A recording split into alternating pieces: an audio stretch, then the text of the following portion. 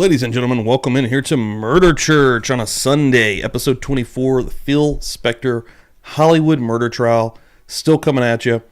Thanks everyone for coming in here this morning. Really appreciate it. We did not have a Feral Friday, so we're going to be having a good Murder Church this morning. We're going to be going to probably about 12:31 per the usual. Depends on how long these videos go with Dr. Peña today as we continue with his testimony, which we will be with Mr.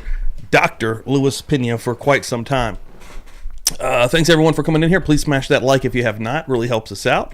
Give it a share on the old X machine if you can. That would be grateful. Sheila Duffy, I saw that you've already done that. Seeking Justice as well, shouting us out over there. Thank y'all so much. Where's the Pickles already giving us a share over there? Thank you so much. That really helps out. And coming at you. Let's go.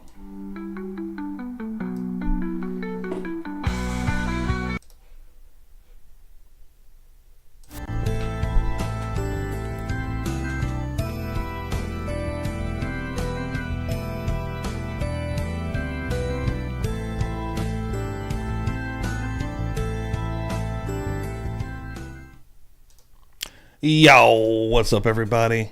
Thank you so much for coming in here. Appreciate it. I did not get my green screen set back up, which it's not hard at all to set up. I literally just have to pull it up behind me, essentially. But I said, fuck it this morning. I'm going to go old school. I'm going to go publicly buzzed old school. Thanks everyone for coming in here. Really appreciate it. This Botrick's going to wake up. I'll probably have to slap her in the ass real quick. Get her going. Yeah, thanks so much. Everyone's having a great weekend. Let me look in here real quick to see who's hanging and banging with me this morning. Who's hanging out? Hanging and banging. Let's make sure that's working too, huh? Hanging and banging. Yeah, loud and clear this morning. That's what I want to see. Who's in here? Semi Sharp, Queen Olive, Dizzy, Sheila Duffy, hanging and banging. Taryn Dusty coming in. Miss Dina coming in. Thank y'all so much. Hopefully everyone was good Friday with no Frill Friday. I had a few messages with people wondering what was going on. Shannon coming through here, Kathy in the house, Suzanne in the house, Gamby's in the house this morning. What's going on? Welcome in here, everybody. Appreciate it. Drew I can't even talk this morning. Drew Gambino in the motherfucking house. Dave Barger in the house. Hello, Spring in the house. What's up? What's up? Good morning, everyone. Yeah, Sheila, thank you so much for that share over on the X machine. I really appreciate it. And that's right, Kathy. I cannot forget the bells. Let me get the Murder Church bells already rocking and rolling for us. Bam. Thank you guys so much for the reminder. I need that sometimes. I need just a little bit of a reminder. Just a little bit of a, hey, don't forget to give us the bells. Charlene in the house this morning. Oasis Cat in the house this morning. We got a full Murder Church congregation unleashed onto the unsuspecting masses. Tar and Dusty, thank you so much. Appreciate that share. Just seen that on the X machine. Hell yeah. As Botrick still refuses to wake up. She'll come around. Yeah, we're going into, again, this is episode 24 of the Phil Spector murder trial. We have been with Dr. Louis Peña for quite some time now, and his testimony continues. It is a lot. It is extremely intricate. He is giving a lot of information that is pretty important to this case and trial, honestly. But he's going to be here with us for the long haul. As I've looked deeper, I think he's got 16 parts, and we are on part 6. And today we're going to start out with 53 minutes with this guy. I've got Dr. Peña emoji that I made since we're going to be with this guy for so long. So I'm going to put some Dr. Peñas and some Navy Grogs in the chat to start us off. And yeah, let me see. One thing I'm forgetting right now, the will is in play per the usual.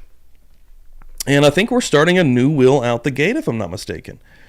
Let me look through my list here, because we've been having a lot of winners, which is awesome. Is Gail, if anybody sees Gail, and I've said this a few times, I do want Gail to, if there's any way you can get me in my email and get me just any kind of other information, the only name I have is Gail. This has to go to Canada, and I don't know if that's going to work. I've got your address, but the last one I sent to Canada came back, and they are fairly expensive to actually ship there, so I honestly want to get at least another name on that besides Gail.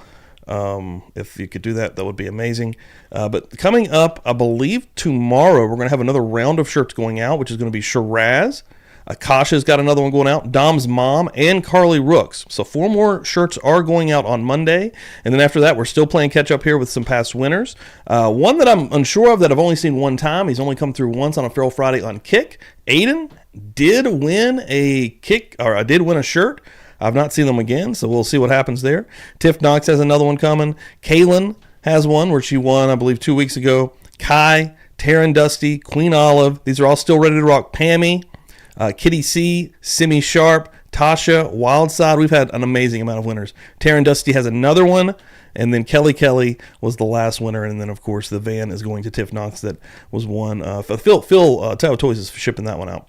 But the very next round, the 4 going out early next week, or should be, I don't know if they're going out. They're being ordered to be going out within the week, will be Shiraz, Akasha, Dom's mom, and Carly Rooks. Getting some more. And I actually need to get with Dom's mom. If Dom's mom is in here, I need to get an email. And maybe, and I could be mistaken, because I get a lot of emails about this. But if they could send me an email with the shirt they want, the size, and the address, that would be amazing. I've got the Shiraz info, I've got the Akasha info, and I've got the Carly Rooks info. I think I might need Carly Rooks's Addy. I'll have to look a little deeper. I will get with folks anyways. But we're going to rock and roll. We're going to start here right now, guys. As I said, that something came through the Cash App. That is always up, open. Cash App, Venmo, all of that,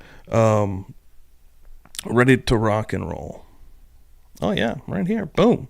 Kathy coming through with a $10, which is, get it in here. Hold on. I didn't get your message. It blocked out the message. What the hell is that about? There we go. Boom. No message attached. Kathy, $10 starting out the new wheel. Thank you so much. Getting on the board. Let me go ahead and write you on here before I forget, for the possibility of a new shirt. And we do have some new freaking awesome shirts in the merch store. I'm going to go ahead and show those off real quick, and then we'll get started here. Ow. Boom. The new Meow Der Church shirt. Rocking and rolling. Can't beat that. But yeah, let's get in here. Dr. Peña is still a happening. He is still up on the stand. He's going to be here for quite some time. Jersey Jen in the house. What's up, Jen? BG, I still see some folks, fine folks coming through this morning. I love it, guys. Thank y'all so much. Yeah, let's rock and roll. One thing I did remember this time is to get a freaking coffee. I've got a coffee out the gate. Got up just a slight bit earlier. So, oh God, Sheila Duffy coming through with the $1, with the 99 cents. And again, that will get you right on the wheel, Sheila. Hell yes. Nice. All right, guys, let's rock and roll. Let me make sure I got this sound up here. And yeah, let me give you a little love real quick for that. Hold on. Huh? Sheila and this motherfucker. We ain't playing around. Kathy also, thank you so much. Well, let me tell you something, brother. What are we doing? Hanging and banging, brother. All right, let's go. Let's rock and roll. We're going to be hanging out anyways for a bit. Injuries to somebody's hands that are the direct result of... Order, court's in session. All right, all parties, jurors, alternates, and the witness are present as heretofore. You may resume, Mr. Carter. Thank you. Good morning again, Dr. Peña. Before we broke, we were talking about injuries to somebody's hands that are the direct result of their being in the near a gun when that gun is fired. And we've talked about the sooting and so forth, but I want to now get away from that and talk about physical injuries like burns or marks, and you talked about some of those from a weapon that are distinct to a weapon being fired. When a person, and we'll kind of limit this to, well, let me ask you this question. There's two types of weapons that you encounter in general as far as handguns are concerned. One is a revolver, and the other is an automatic. Is that correct? That's killing me. This case involves a revolver.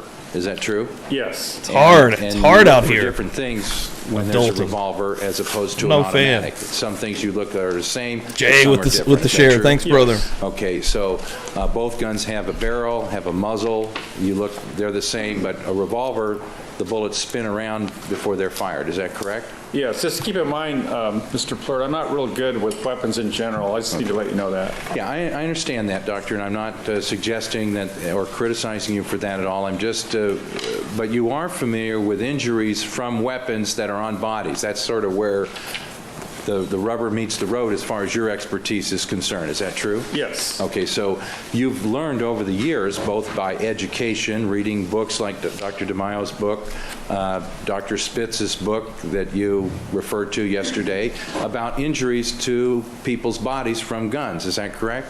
Well, actually, at the beginning in training, those books are great books. However, you got to keep in mind, we're working in a big county, LA County, where we do like 10,000 cases a year. And by this time in my life, and as I'm 11 years out now, a lot of it now is experience on my own. Those books are great. I do refer to them at times, but now I'm accumulating data in my own mind, what I've seen from personal experience. So it's really tremendous. Okay, but just in general, you look for injuries to various areas of the body from guns. In other words, not just the bullet hole, so to speak. Is that true? Yes. Okay, and one of the things you look at with reference to revolvers is whether or not there's any burning on somebody's hands as a result of them being near a revolver. Is that correct? If you can, correct. Okay.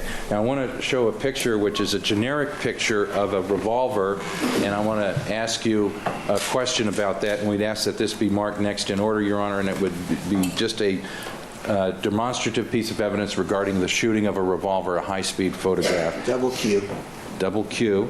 And you recognize this, Doctor, as a picture of a gun that's being fired as opposed to otherwise. Is that correct? Yes. Okay. And this is these type of pictures you've seen in your textbooks and so forth. Is that in general? Is that correct? Yes. Okay. So again, this is a different picture than we used yesterday, but this shows the pressures and all the stuff coming out of the gun, the gases and the fire that comes out of a gun, and it also shows some flame near that cylinder gap. Is that correct?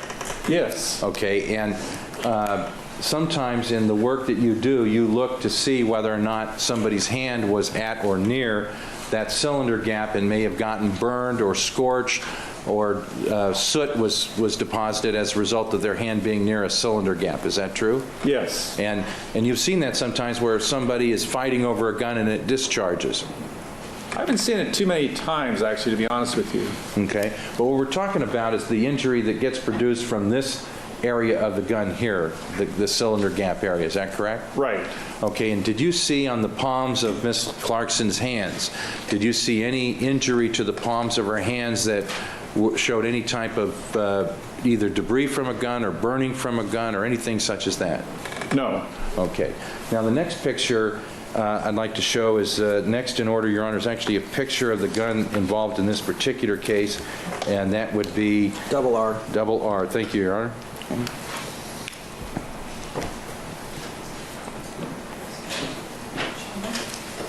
Double R, and that's this picture. Okay. Do you recognize what's depicted in this photograph?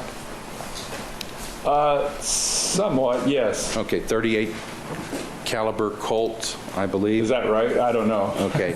I don't Did you fucking ever see know. the gun that Dizzy, thank you for that share. Appreciate that. was at the scene? Yes. Okay, where was it when you saw it, Dr. Peña? It's underneath of Miss Clarkson left foot behind it. Okay. It's on- as you And- see me- Yo, Sleuthy. Morning. And did it look anywhere Michelle, similar morning. to this exhibit RR? I'd have to look at the at scene. No, it is not too early for a mimosa. That's perfect, actually. I used to have the mimosas in the chat, or emojis, but I think it got taken over by this Navy grog. Phil Spector special. Could be, but again, I'd have to correlate. Yeah. Okay. Maybe we could have a stipulation that this is I need a little something in my coffee, huh? All right, ladies and Make it a little gentlemen, you stouter. accept that stipulation. And what do you want the stipulation to be, Mr. Floyd? that this is the gun that was found at the scene. There you go, Dave. 38 caliber that was collected. All right, you'll accept that as a proven fact, ladies and gentlemen. So what that means, Doctor, is that basically this has been agreed that this Chat is the never gun wake you up. saw at the scene. It's the same weapon, just photographed at a different time. Okay. Okay, 38 caliber and Colt Cobra. And I believe we talked initially yesterday with regarding Miss Nelson. She filled out a data sheet regarding this gun. Okay, yes. Would that help you refresh your memory as to that? No, that's okay. Okay. But in any event, it has a 2-inch barrel. Do you remember generally it having a very short barrel? Yes. Okay, even though you didn't measure it. And what is this area here that I'm pointing to now on the top of the barrel, what is that referred to as? I don't recall the name. Is that like the sighting, like a sight? I'm sorry, Is that where it has something to do with aiming the gun? I don't know. Okay, and this would be the hammer that basically causes the bullet to fire when it's pulled back and then released? Yes. Okay, and then obviously the trigger, is that correct? Yes. Okay, and we talked about this. In fact, you talked about Lynn Harold giving you some opinions regarding this gun and how it was handled and so forth. Do you remember that? This is the weapon we were talking about? That's correct. Okay. And I wanted to ask you some questions about this particular object that's on the top of the barrel and ask you whether or not that had anything to do with the teeth being dislodged from Miss Clarkson's mouth. Yes. Okay. Now, did you actually rely on what somebody else told you about that? I did. Okay, and who did you rely on that told you that information? What person or persons? I'm trying to recall. I believe it's Mr. I may be wrong, but I believe it's Mr. Steve Renteria. Mr. Steve. Spell that. I'm sorry. Okay. That's what everybody should start calling me, Mr. Steve. Oh, just go down that road. Mr. Steve. Sounds like a villain. Sounds like an evil. I want to show you an enlargement picture. That's next Mr. in order, Steve. which would be The next would be double S. I am double S cutting my beard soon, y'all. of It an is enlargement bothering the shit out of me. of that area of the It's gun that's on untamable. the top of the barrel.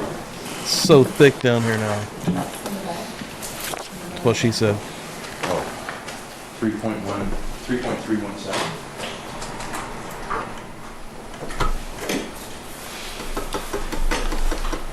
Big old thick Okay, boy. and was it your understanding, Doctor, that when they looked at the Got a gnat in my face. ridges that are on this Jesus item on Christ. top of the gun, that they actually saw some material on it that was consistent There we with go. the teeth of Lana Clarkson, the dental restorations of the teeth, That's correct. about midway? And it was actually, there were some still embedded on the gun itself. Yes, I remember that now. Yes. Okay, and you had, there was quite a discussion, because that really proved that the gun was well within the mouth at the time it was discharged, isn't that correct? Or was in the mouth. That's correct. Okay, in front, or, excuse me, behind the teeth, the two top teeth for sure, is that correct? That's correct. And you don't know whether it was an inch inside before it struck this particular portion of the gun, or an inch and a half, or what? That is the 69th birthday of Billy Bob Thornton. 69 years old. Whatever the case might be, is that correct? Yes. Now, essentially, what you were told and what you relied on is that these particles, which were not natural tooth, is that correct? I don't recall that, but I think you're right. That's correct. You may have mentioned that her teeth were acrylic. Is that? Did you No, say that? The correct term is porcelain. I don't know how else to say it, like glass, but Okay. the specialized prosthetic type teeth. Okay. And artificial teeth restoration material that was porcelain in nature, and they actually, when you found these items, that's what you were finding at the scene. Is that true? Yes. Okay, now I want to show another photograph.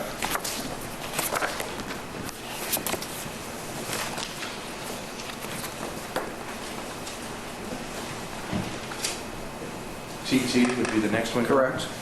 And this is another close-up photograph of He's a from good a actor. different view of what SS is. You damn right I am. And this would be what it looked like from a top view that this was looked at, and you discussed this with various Never people watched the regarding Fargo this, the series. I always wanted odontologist, to. the I've heard it's criminalist good. That actually looked at these particles that were essentially molded into this weapon, this gun. Is that true? Yes. And they took this and they looked at it under the microscope. Is that also correct? Yes. Okay, now if we could look at scan 10168 and ask that this be marked UU, Your Honor. So marked.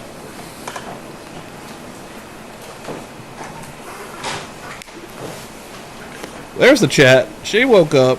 There she is. And Botrix, this what's is up, a, baby? Some of the particles that we're talking about Coming from to one the of the party vials, late. is that correct? Yes. Exhibit came to UU, the and you party, can see baby. That this is your medical examiner. It's been a long weekend. I went hard to Friday night for Dan's birthday, of course. He went till like midnight. I don't know how long he went, but, you know, I also had a driver, so I didn't have to drive, so that was cool, you know. Pounded a few beers, hung out, ate a brisket. They had some good food there. And then yesterday, I woke up early and then went to this like place with a buddy of mine. I posted a picture where we were hanging out on X, but Went to this place that has like arcades and beer where you can drink, and it's only like 45 minutes from here, so I was super excited to go check it out. And they got a lot of cool stuff. They like downstairs, they kind of got like more of a kid-friendly, kind of like, you know, newer type arcade games. And upstairs, they got the old school cabinets that still take the quarters, man. I was rocking some pinball, some Teenage Mutant Ninja Turtles pinball. They had some pool tables up there, played a few games of pool. Crazy Taxi was up there, Cruising USA. It was awesome. It was really, really fun. But yeah, I went just a little bit too hard. My back's killing me this morning. Ruler, is that true? Yes. And it looks like it has the date of 2703.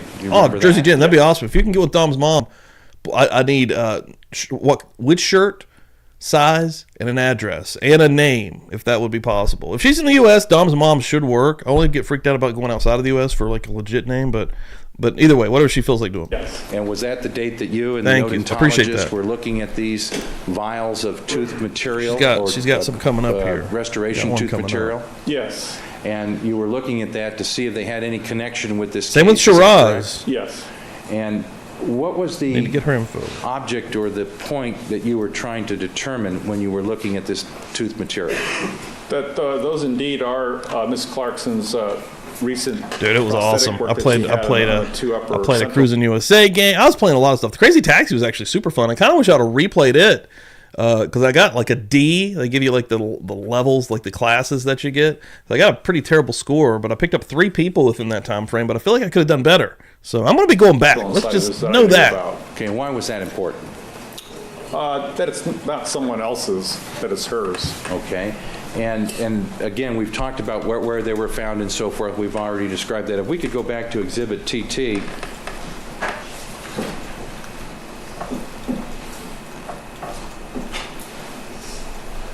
Now, were there other portions of the tooth that were not near the stairs and on the stairs, like on her body? I only can remember one piece on the front part of her dress on her abdomen that I described yesterday that Miss Linton actually collected. Okay, and were there any parts that were missing, if you know? Only the one vial that I took that eventually got lost. Okay. That's it. All right.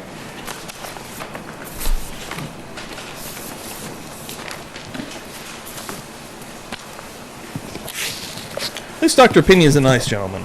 Getting I'm not back annoyed to by him. I don't the hate him. exhibit that shows the particles again, and that would be exhibit Professional. UU. He's respectful. After you looked at these, was there an investigation that you wanted to have done as to whether or not any of these particles that were collected Dinah, what's up? had what was called bullet wipe on them? Yeah, that's a good question. I can't recall specifically, but I remember requesting someone check, just in general terms, for sooting or gunpowder, basically, in my simple mind working, if there's any on the teeth. Noses. That's Bother all I him about the remember. sneeze. Now, you knew at that time God. that the gun was fired in the mouth. Was that already determined, or was that still an open question before you asked for that to be done? No, the autopsy on the 4th, you notice the date there, these are examined on the 7th. Right. It was February 4th when I did the autopsy. That's when I knew it was basically the intraoral gunshot wound. Okay, so you were looking for bullet wipe on these teeth? However you want to say it. I mean, I say it as powder, but I don't, anyway, I'll leave it at that. I'm not really good at these terms. Okay, what is the material that would be on an object, whether it's a tooth or something else, if a bullet comes near it and transfers some portion of the bullet to the object? What do you call that? It'd be like grease that have gunpowder. Simple terms. That's all I can. Simple terms. It's been referred to in some of the notes in the coroner's file as bullet wipe. Okay. Is that something It's similar. Okay. And He said in it's the coroner's both. file, when they use that term, do you have an understanding as to what that term means? Well, yes, my understanding, when I use it, it applies mainly to clothing, because a bullet's shot from a distance. When I've seen it, mainly you see it on clothing, like my shirt I have here. It goes through it. Hopefully not me, but you see a ring, and you'll see the grease mark. It's a nice, real concentric ring. You see this grayish debris, and you might think it's sooting, and you think it's a close range fire, but actually it's not. And it's a distant wound, so you have to be real careful. That's looking at the clothing. You can also see it on the skin sometimes, and that's what we refer to as a bullet wipe. It doesn't imply a close distant range. You got to be careful with that term. Whoa. Okay, but- Holy shit. That'd be dope as hell. Dave coming through. We have a pinball museum, 600 machines, $20. All you can play, no coins needed. It's #1 rated museum in pinball, and I love pinball too. That'd be dope. Where's that at? It does indicate that a bullet came in That's like a close Google pinball proximity museum. to an object, or clothing, or skin, or something like I've that. got the answers in front of That's me. one version. Okay, and what was the result of that when you looked at all these particles? Did you see any bullet wipe on any of them? There's one in I don't Roanoke, recall Virginia. what the final examination. That's not far. I'm sorry. All right. I don't know if that's Going the same. to get another exhibit here ready to go, Doctor. I apologize for the delay. But I want to focus your attention on Miss Lintamuth, the criminalist that we've talked about a little bit. This one has single admission, $15. Is that all you can play all day? There's like weird memberships here. I don't know what's going on. I do love some pinball, though. And does she ever prepare informational reports similar to the ones that were done by Ms. Nelson for your review and consideration before the autopsy is done? A bunch of pinball museums out Well, here. before the Jeez. autopsy is completely finalized, I'll get a report from her, in this case, Ms. Lintonmoot, which comes on the Oregon, form. I believe gotcha. might have a 13 on it. Okay. Let me see if I can find my own copy for you, too.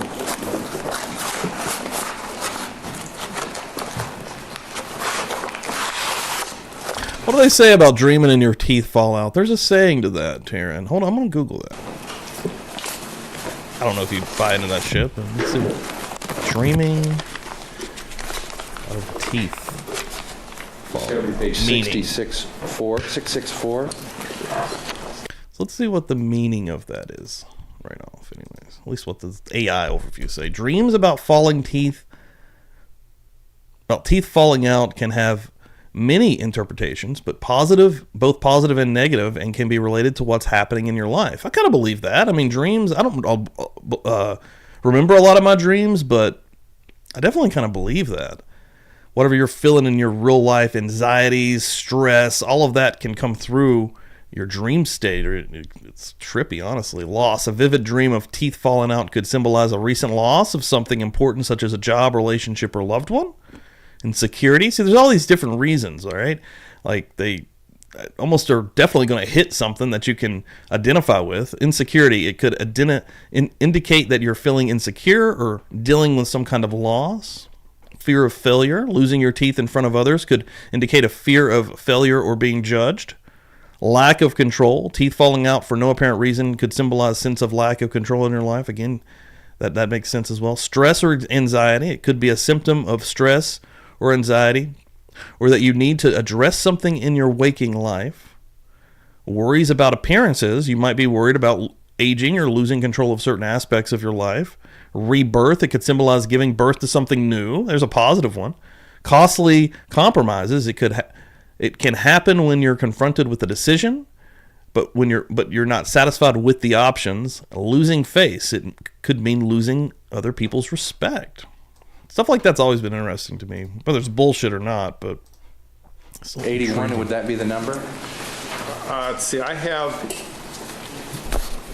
is it a number 13 in Meg, the left-hand corner? welcome in here. Good morning. 81. I'll show my copy. See, that's Yes. showing you a document that has a number 81 at the top corner. Oh, perfect. That's fine. Okay. Yeah. That's fine, yeah. It's a true crime world you're in. We'd ask that this be marked next in order, 664, and before it's put on the screen, I wanted to ask you a couple of questions about this document, Dr. Peña. Oh, that's awesome, Disney nerd. Double V. Wow. And Dr. Peña, is Exhibit Double V, is it another one of those records that is part of the business record of the coroner's office that's filled out by a criminalist by the name of Jamie Lintamuth? Yes. And does she record this information contemporaneous with her work in collecting evidence, in this case, for your review and before autopsy is done? Yes. And how is this document utilized for your work in preparation of doing an autopsy? Well, she uses this form for two different times at the scene. There's a box. Yeah, that dreams are she'll fucking collect weird, at the man. scene. And also at the Forensic Science Center, when the body came Yo, back, she Sarah. continued her collection of Morning. evidentiary or items that might be of value of evidence later on. So she'll collect all that and package those appropriately and seal them and label them and date them. And they're put in a bindle in the toxicology lab where she mainly works out of, and then they're subsequently collected by the sheriff's department. That's a nightmare. Waking up on a Sunday and thinking it's a Monday, that's a nightmare. Analysis. Okay, and at the, and it's, again, does she have an obligation to correctly document information on this form, exhibit B? Never know what you might get on Murder Church now. We can have it. Can I drink my on the coffee screen without at this burning my point, face Your Honor. off? All right. It's possible. We'll find out. And at the, on the gonna right-hand find corner out. on the top, it basically puts her identification number, what she did, and it's got the form number of 81, is that correct? Yes. Looks like the 81's cut off a little bit, but it's got Lana there we go. Clarkson's There we go. identification number, the decedent herein. That's correct. Okay, and essentially it has the time that certain things were done and what was completed, et cetera. Is that true? Yes. Now, at the very bottom of the form is a signature line or a reviewing line by, it looks like yourself. Could you take a look at that portion and tell me what that is there for? Yes, that just means that I'm aware that Gambies with the share on Twitter. Thank you so much. Appreciate that. That really helps out, guys. That helps out so much. these were collected. Gets the because word out at the there. scene, number one. Letting Number folks two, know. When the body came back to the office that evening of February 3rd, I examined further and watched her swab the different areas. As you see the numbers up there from 1 to 15, I observed all that, and again, was love stuff like that. aware that it was done. And I signed it off on the following day prior to the autopsy, which is part of our job as a medical examiner. Okay, in other words, the reason you're signing it, The worst dreams for me, and the ones that do kind of stick to me, and like even for a second, they feel so real, is when you murder somebody in a dream. Or you have, and I'm not even talking about murdering someone. I don't know if I've ever even, if I can recall, like seeing myself do the act of the murder. It's almost like you fall in line after it's already done, and you're in like your head inside of the dream, and you're like, you can already feel that people know, or do they know, or the paranoia is already there, and you're already kind of freaking out, and every little thing. That's the dreams that freak me out, and I've had a few of those over the years, and I've only had one, and it was here actually recently that inside of the dream was questioning if I was inside of the dream. And I've never had a dream like that in my life. Anytime anybody talks about dreams like that, I usually call bullshit. I'm like, there's no way, come on. But I believe it. I believe it because it actually happened to me. And you always hear about that, and there's no reason not to believe it. But I still thought, oh, come on, you're not, because I don't remember my dreams really that well. I don't come out in my dreams going, okay, this is exactly what happened. Usually I'm piecing it together and trying to put it, trying to put the pieces together. So like, those dreams trip me out. But I remember this one specifically, and I was even thinking, literally talking to somebody, am I in a dream? Am I dreaming this? Because this is way too fucking real, and I'm about to go to prison. So, trippy as shit. Plain Mary Jane coming through this morning. Good morning, Murder Church. Happening, baby. What's up? is because you want to make sure you've known and reviewed this before you even do the autopsy. Hell yeah, in I'm this glad you case. caught one too. Yes. Okay, and so the bottom line, it gives you the date and time that you had, and that would have been just before the autopsy where you're reviewing information prior to starting the medical autopsy. Is that Dude, correct? falling dreams are And trippy. now I want to go to the number 2 on the form and ask you. Oh, if you were aware wow. of that before All the you did time's the crazy. autopsy in this particular case. I've always heard that, and I've always been like, all right, sure, But nah, man, I only had one. Like, I've only had one, but I also do not remember my freaking dreams, like, at all. It's so hard. When I wake up, it's like right there. It's like coming to the tip of I'm going to say tongue, but the tip of your fucking frontal lobe. Like you're trying to just spill it out. You're trying to just wring it through, and it's gone. It just evaporates into fucking dust. It's crazy, is what it is. Holy shit, Meg P coming through here this morning getting crazy. Hold on 1 second. Lord, what is even going on in this chat right now? First of all, she became a member. Welcome the hell in here. Let's get that going first of all, baby. Boom. Getting yourself on the wheel one time with becoming a member, Meg P. So let me get you on here real quick. And then she went right after that and she got real fucking crazy and gifted out 10 memberships this morning. Holy crap. That's insanity. Get you on here for the first time, and then let me get you on here again for all of these freaking memberships. And then I'm going to call these folks out too. Welcome in here. Anybody that's new, you now have those awesome emojis in the chats. Let's get the beers. Let's get the Navy Grogs. Let's get the hell yes in the chats. And there's also some cool videos that you have access to as well. Wow, this is crazy, actually. I'm still putting this in here. Hold on. Wow, Meg P, unbelievable. Thank you so much. That's insane. That's crazy. All the new folks. Also, and let's see who got these things. Right here, Meg P coming through, gifting out 10 memberships, baby. Simi Sharp getting one. Dizzy grabbing one. Law Nerd Amber lurking back there grabbing one. Annie R grabbing one. Carrie grabbing one. Lexi the Law Nerd getting one. Hell yeah, Shaz got one. Ned Smith, the band VIA, J Money's hanging out back there. Hell yes, get in here, my friends. Love it. We don't mess around these parts. Not sure if y'all know that or not, but Publicly Buzzed does not mess around. We have the kindest folks in the world on the station. I just called this channel a station, and I'm cool with it. I'm fine with that. Everyone, you guys are so freaking nice. Thank you all so much. Unbelievable nice folks. If you do not have your memberships turned on, make sure those are turned on as well. There you see some grog, some beers in the chat. Wow, thank you all so much. Miss Dina is the fucking best. Meg P getting on that thing twice. We are now at 4 names on the wheel. Let's keep trucking, baby. Possible blood spatter on the left and right wrist, and the fact that various swabs were collected. I was aware of the swabs collected, but I was not aware of the area, to be honest with you. Okay. When you reviewed this document, did it cause you to ask? I've never had that one. Ms. Linton, what did she mean by possible blood That's great. spatter on the left and right wrists? Not I've been naked in dreams, no. but never Okay. flying. I And want you to don't fly. remember anything from the previous day at all, is that correct? No. Okay. Now, at that point, had the body already been washed, or was that something that hadn't occurred at that point? At the time that this is being collected, of course, number 2, that's at the scene, so the body is as a Meg P's awesome, found, man. obviously fully clothed and slouched in the chair at that time. Okay, now I want to move to item number 15. Another shout out here real quick. True Crime Watcher. That's Lexi the Law Nerd who just got membered up, shared out also. Thank you so much for that share on X. Appreciate that. Hell yeah. Talk about that for a moment. I'm sorry, which one? Number 15. Yes. Thank you so much for that share, Lexi. And welcome the hell in here. Basically, at least at that particular time, the nails had already been scraped for I foreign love material. that. Is that correct? Yes. And there's a box there that says clippings that's not checked. Is that true? Yes. What's the difference See what between I got taking here. a scraping and pack one of doing these a boys clipping? up. If you could explain that. You know, I cannot. I'll leave that to Ms. Linton. That's beyond my general duties. Thank you. Okay, and then there's another box that checked that's called damaged nail or nails. Is that something different than just scraping them? That's correct. That's the right thumb from what I can recall. Okay. Now, if we could move down observations and comments, which is below that last box.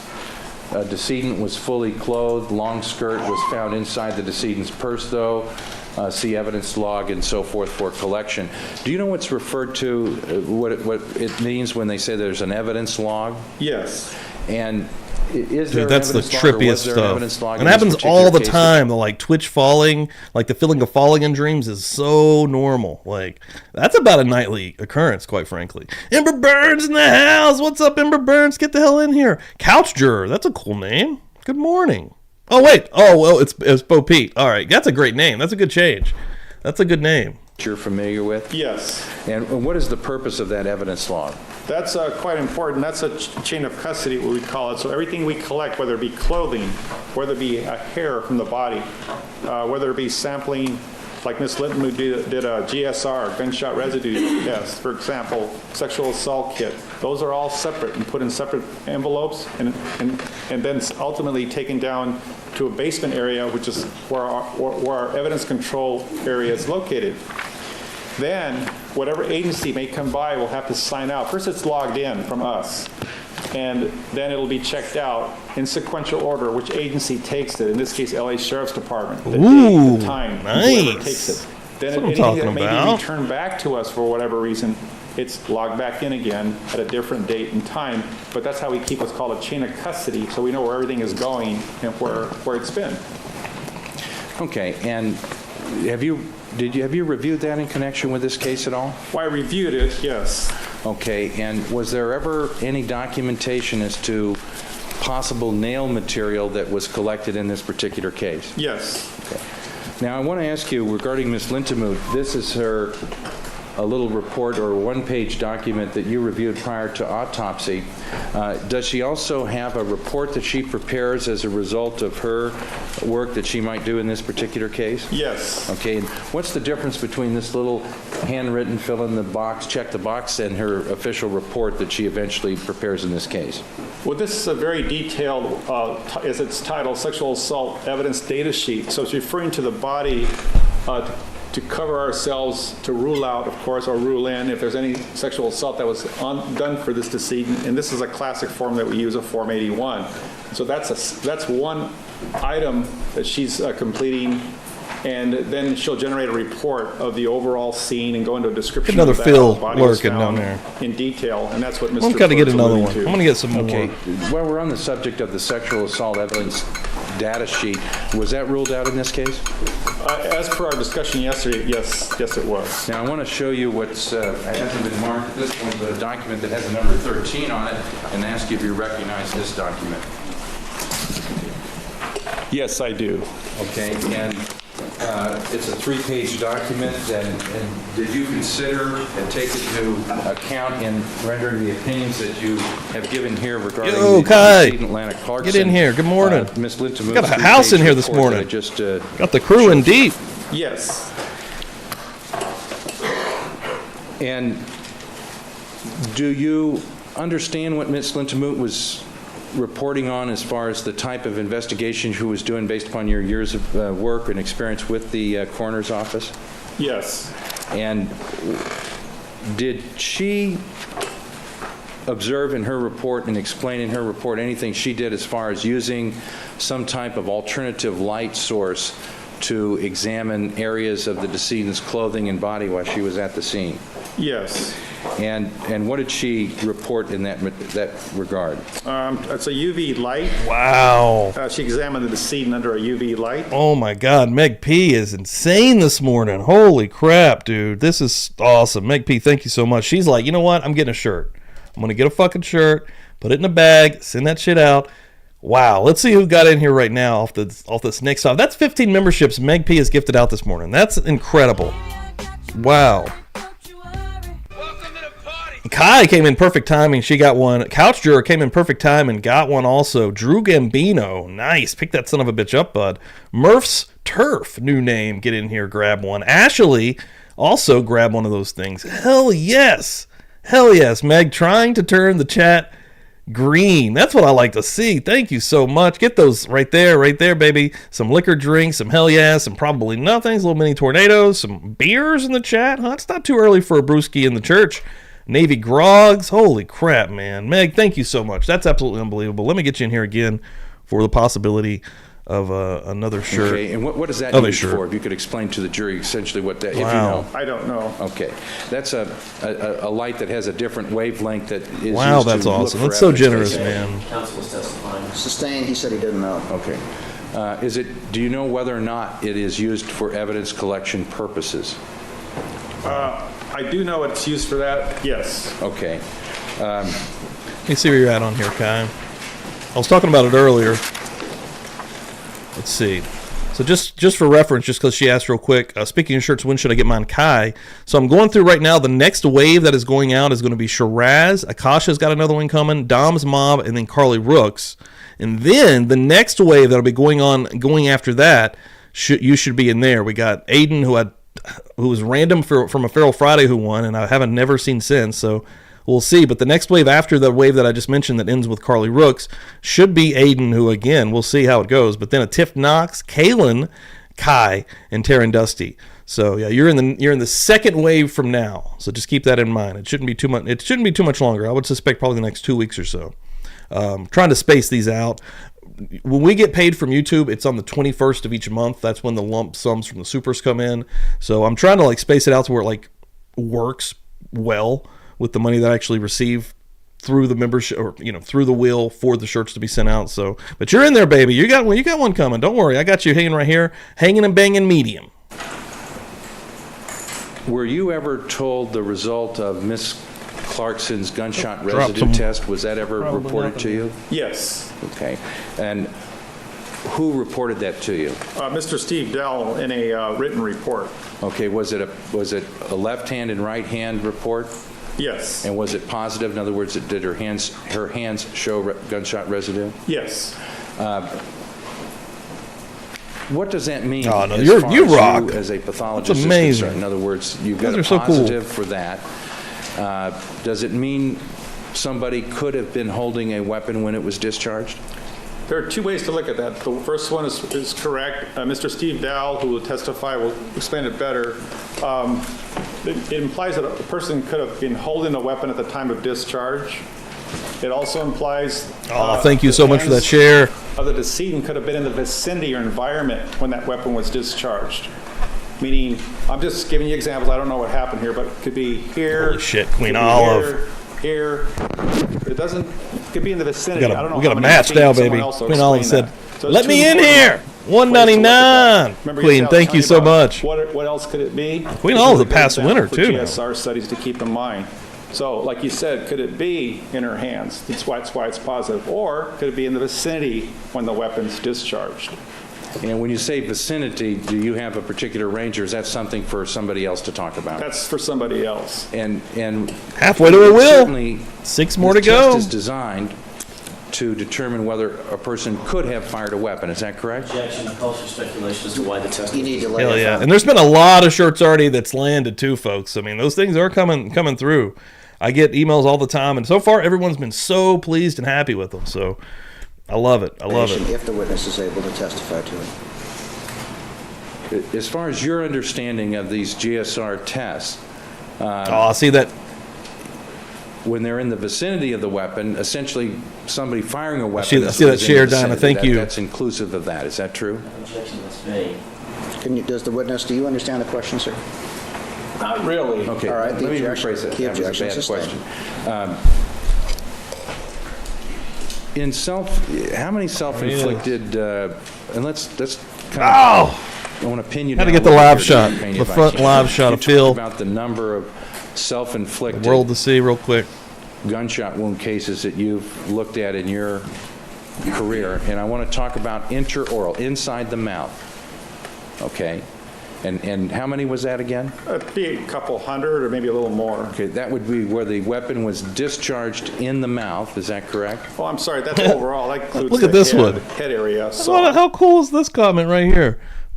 Plain Mary Jane, I've been in chats with 5, 10K people and seen nothing like this community. I'm super new here, but I'm seriously glad I am. Now, thank you for being in here. And this comes straight over from J-Bo Nation, my brother from another mother, Jay. If you're not following the Shaming of Jay, be over there as well. He's the fucking man. These folks are the best. And, Jay Buzzed Nation has now, luckily enough, I've been so fucking lucky to know Jay and to even form Buzzed Nation. I mean, yeah, we have an amazing community here between us, and even Bob Mata, Defense Diaries. We've built a really cool community and family. I think that's just positive. I mean, there's a lot of positive energy here. There's so much negative bullshit out here on the internet at all freaking times, and all these little weird communities, and people like to just go after other communities and stuff. That's not what we do here, man. We're just hanging and I banging. don't know how many in the mouth. Chilling out. It would be a lot less. Okay. Yeah, I can't give you a number. Have I'm enough sorry. trouble in our Okay, fucking world, in our but lives. basically, I think you may have said there was a 20 or so or something along those lines. Just I'm not sure the exact number, but basically, in virtually Getting every close. self-inflicted wound case, or in any case, Get you on here real quick. GSR tests are Thank you. done. Is that correct? Oh, Couch yes, juror. yes. I'm not going to get used to that. I love is it your that. experience that people that pull the trigger in a self-inflicted wound where the wound is in the mouth, inside the mouth, that they generally come up positive on the gunshot residue test? Not always. When you talk about the vicinity, you're talking clearly about a person that's holding a weapon and whether they have gunshot residue on it. Is that true? Not true. Okay. When you look at gunshot residue, you can look at more than just the hands. Is that also correct? Correct. Sometimes you get reports about clothing, the sleeves, for example, That's correct. up the arm. In other words, up near the, on the Love that. towards the They're elbow. so kind, man. Jay and Bob, man. But Jay's been my brother from another mother for a long time now. I mean, I've known Jay for over a year now, and he's been so fucking kind to us, like unbelievably kind. I'm not sure about that area, but I'm sure it's possible. I'm not too good with that. Okay, was there any So report cool, that was man. made to you regarding Lana Clarkson as Very far as her lucky. I feel very clothing, whether or fortunate not to there was any have gunshot met the residue folks in I or have in about this her community. clothing? I don't recall any reports. Okay. Was there any verbal information that was given to you, similar to the verbal information that was given to you by the Sheriff's Department and the criminalists regarding blood spatter and things of that nature? There was none. Okay. Now, with reference to Ms. Lintamoot, to finish up on her, where we started this brief inquiry regarding the gunshot residue, because she collected it, correct, the GSR? Yes. And did she also reference in her report I regarding need a new the grinder, man. This chipped thing or is- broken thumbnail that I can't even open the that thing right now. particular nail Fuck. was removed or excised by yourself and Miss Nelson? That's correct. Okay, and tell the jury We're what in you mean by Leslie. that. Welcome in here. We Get in did, here. Is carefully took Miss Clarkson's hand with the help of Barb Nelson present. And we have nail removers. I don't know much about this stuff, but Okay, let me ask you this. There's in the previous forum from Ms. Lintamoot, she talked about damaged Debbie, nail get kit. in here. So you have kind of a prepackaged thing that you use to collect this. Is that correct? that's correct. So it must be done often enough to require that a kit is actually developed so that it can be easier done in a particular case. Is that true? Yes. Okay, so if you could first explain to the jury what this damaged nail kit is, to your understanding, and what you and Miss Nelson did with that damaged nail kit. To be honest with you, I haven't dealt too much with that damaged nail kit. I cannot tell you what it contains, so I'll skip that. And I'll go to the nail. I was given a special instrument by Barb Nelson. She wanted me to do it. And I worked my way around the nail, basically, and removed completely that whole right nail, keeping it intact, which it was. We carefully lifted it off. She helped me get it onto the brown paper, which is, of course, clean. I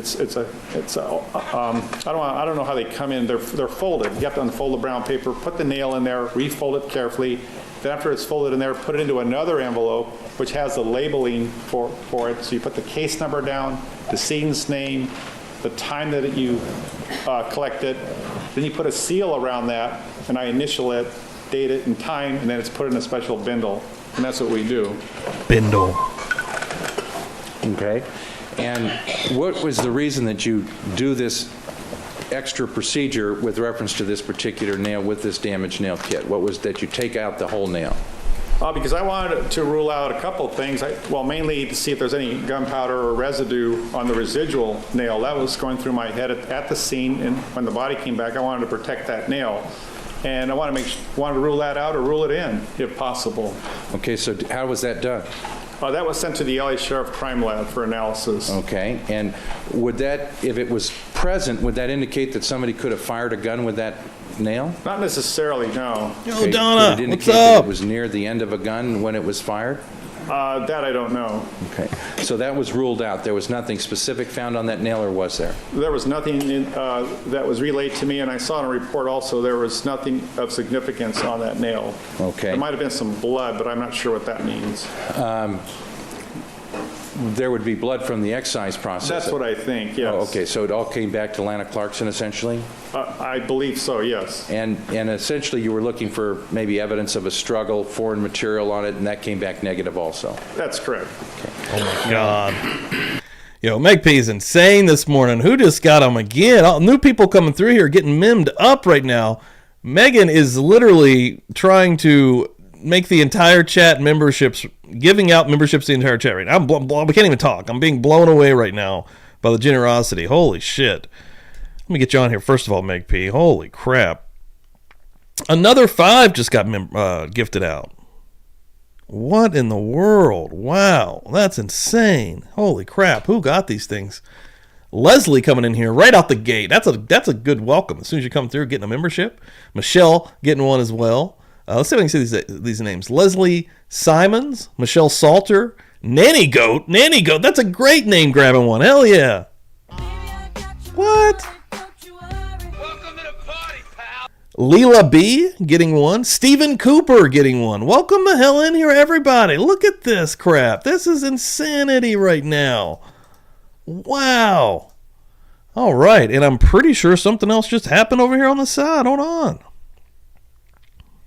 Wow. Through the Cash App. Kathy came through. We're getting a pumpkin. Pumpkin came through. Kathy's cat once on the wheel. 420 through the Cash App for Pumpkin. Boom. Because I bet they want a Meowder church shirt. Wow. Pumpkin is going on the wheel. Pumpkin's been on the wheel a few times, but is yet to win. So, hell yeah. The Cash App is open as well. Venmos, if you can hit the link tree up there, it's all in there. But anything that you guys do, holy shit, that's absolutely unbelievable. Wow. Wow. Unbelievable. Meg P. Craziness. Welcome in new people. Report in particular, where we at on the wheel? Did she talk about, you talked about blood flow and things of that nature that occurred 9, after 3 away from a will. Ms. Clarkson died. Jeez. Did she document that in her report? Yes. Did she talk about there being no blood flow observed due to the transport of the decedent? That gotta make a murder church rock and roll. Before she left, when she got there and there was no blood flow? Correct. That's true. That's true. I should never assume someone's name from that. She might be Megatron coming the fuck through here. About the decedent, having this purge and that it basically got on a certain portion of her garment? Yes. And how did they remove her jacket, at the coroner's office once they got her there? I remember it was cut down, like it says there, the center of the backside. So you can imagine Miss Clarkson on her left side, like I'm trying to do here. She has the jacket on, like my jacket, and it's cut right down the center, up all the way up. Okay, was it Ms. Lintemoot's job to note the areas of contamination and things that occurred to the garment during the transport process? Yes. And did she indicate only that what you call the purge occurred on the shoulder of the jacket? That's correct. Okay, she didn't say anything about it going down the sleeve, going on the buttons, or anything such as that? No, she just says the left side of the season's jacket was resting in a fresh pool of blood. Excuse me? She just says, let it be noted that the left side of the decedent's jacket was resting in a fresh pool of blood. Okay, and where is she making that observation at? At the coroner's office. Okay, and did that mean that the blood came out after it got to the coroner's office? Because it didn't happen during transport? It didn't happen during transport. It happened when we turned her on her left side, and then the purge came out, and it came down, I think it was from the shoulder, if I remember correctly, down the left side. It is. It's crazy. Buttons on it, and it included all those areas. Okay, now you keep mentioning the buttons having something on it.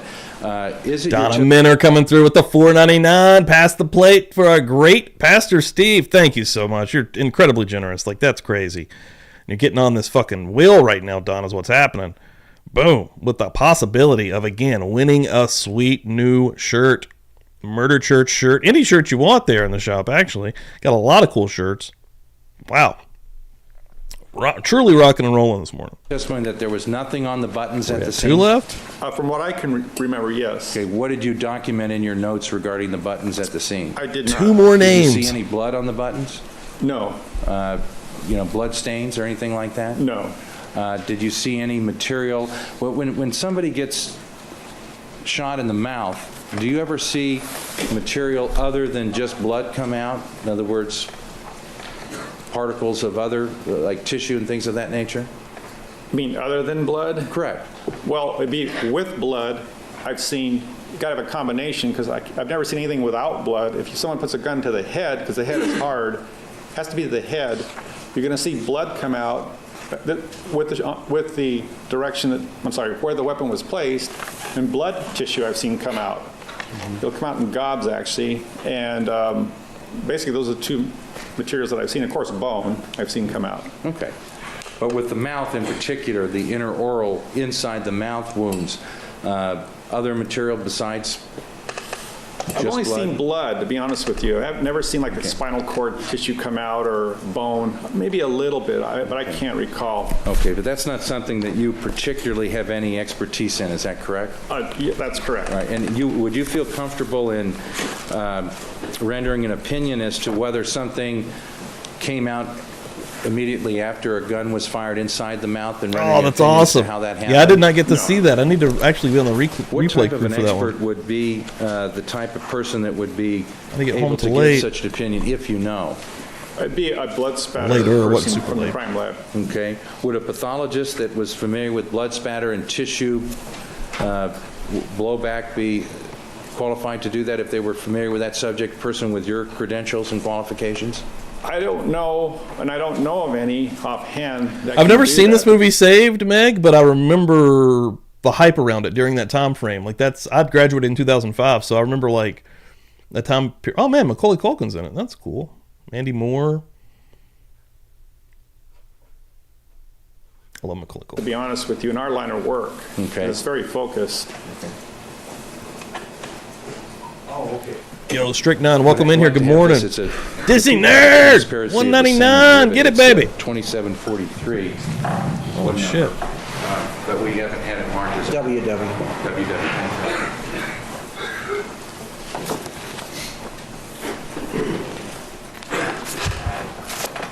651 also. Okay. Dr. Peña. One name away, I believe, here. Exhibit next in order called WW, and do you recognize what this is? Yes. Okay, and does it have 11. some notes on here, front to back, slightly upward, your handwriting? Yes. Is this part of your coroner's file? One record? name away from a spin. And, Woo! We made it. Atlanta Clarkson's case number and so forth, and it's actually signed by you at the bottom right-hand corner? That's correct. And that's typical for your work, is you sign these diagrams so that you can then authenticate them later on and say that these are the ones that you prepared. Is that true? Yes. Now, this is one called a Form 22, is that correct? Yes. And basically, it has a generic figure of a person that's not meant to represent the features of Atlanta Clarkson, but just a general view of a human being, correct? Yes. Okay, and this particular one was not done at the time of autopsy, was it? No. And was this done because there was some particular request made of you regarding a particular proceeding? Definitely, I think Okay, and so. if you could tell the jury how that came about. Sure. After learning a little bit more about Dr. Lee, too. Sometime Been a bit prior shady. to, August 27th. Boom. I like this. Meg P rounded out the wheel just now with the 199, and she's saying, you know what? I'm going to get that last spot and hopefully, maybe, get a shirt in here. Holy crap. She's been working for that thing. So let me get you in here on that real quick. Wow, and I will get this wheel filled up. But yeah, good luck to everybody because we have a lot of beautiful names and souls on here. But a wheel is ready to go. Hell yes. 2004, I was contacted by the DA handling the case at that time, Mr. Doug Sorrentino. Start working on that. Give me 1 second. He had asked me and called me, I remember, Where we at if I here? could draw. We still got a him while left here the on best this I video. could, indicate the direction of fire through the tissue as an illustration for the grand jury hearing. And that's how this diagram came about. Okay, and so this was sort of a special request so that he could visually show something that you would create to show the path of the bullet. Is that true? Through the tissue, correct. Through the tissue, and okay, define what you mean by that when you use that Okay. term.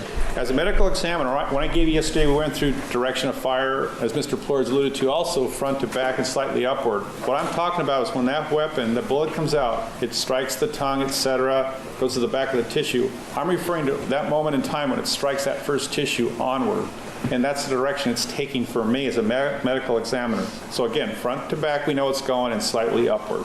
Okay, and this would be, these arrows would be that direction, is that correct? Yes. And Mr. Jackson talked a lot about possibilities of deviation, where the bullet might deviate once it hits a harder object, which you said sometimes occurs and sometimes doesn't occur, is that correct? That's right. And you don't know whether it occurred or didn't occur in this case, is that true? That's correct. But regardless of whether it occurred or didn't occur, the direction of the bullet before it struck bone was what this exhibit shows, Exhibit WW. Is that true? Yes. Okay. And in order to make the determination, you don't just kind of eyeball it. You actually take measurements. Isn't that correct? Yes. Okay, and one of the things you must measure from a starting point so that you have a point of reference, isn't that correct? Yes. And what was your point of reference in this particular case? The top of the head.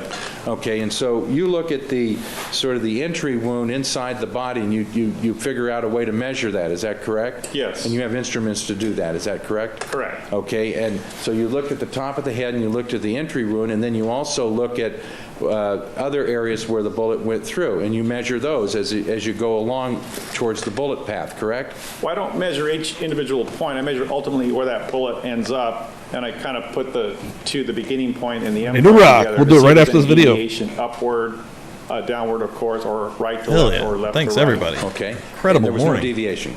And no, not from what I saw. Okay, so you didn't see the bullet go and move left or right. It was going straight, first of all, as far as that plane. Is that correct? Yes. And you didn't see it deviating from the path either up or down. Is that correct? Well, no, it went slightly upward. Well, I mean, you didn't see it deviate from the upward trajectory, the I upward don't path. quite understand what you're saying. I'm sorry. Okay, maybe I'm that very unclear question. I apologize.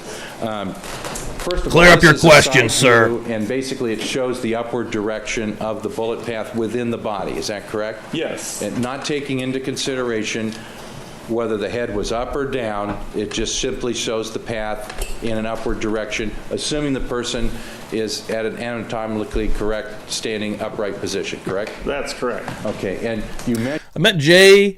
Oasis Cat coming through with a question. Well, if I could get it straightened out here. How did you meet Jay? Through YouTube, Twitter, like he met Shannon and Bob? All you guys are the best. Will, I met him through Twitter. I was already like working in true crime or doing true crime, however you want to say it. I started in November of 2022. Technically, is when I kind of turned the Publicly Buzzed channel into a true crime oriented type of space. And I think it was early April, late March. I think it might have been March 31st, if I'm not mistaken, because we just had the anniversary and I was kind of talking about it, and I went back and looked at our messages to see when I originally first messaged him. So if anybody doesn't know, I do edit some videos for some different folks. I have a different channel that I do more edited type of content for.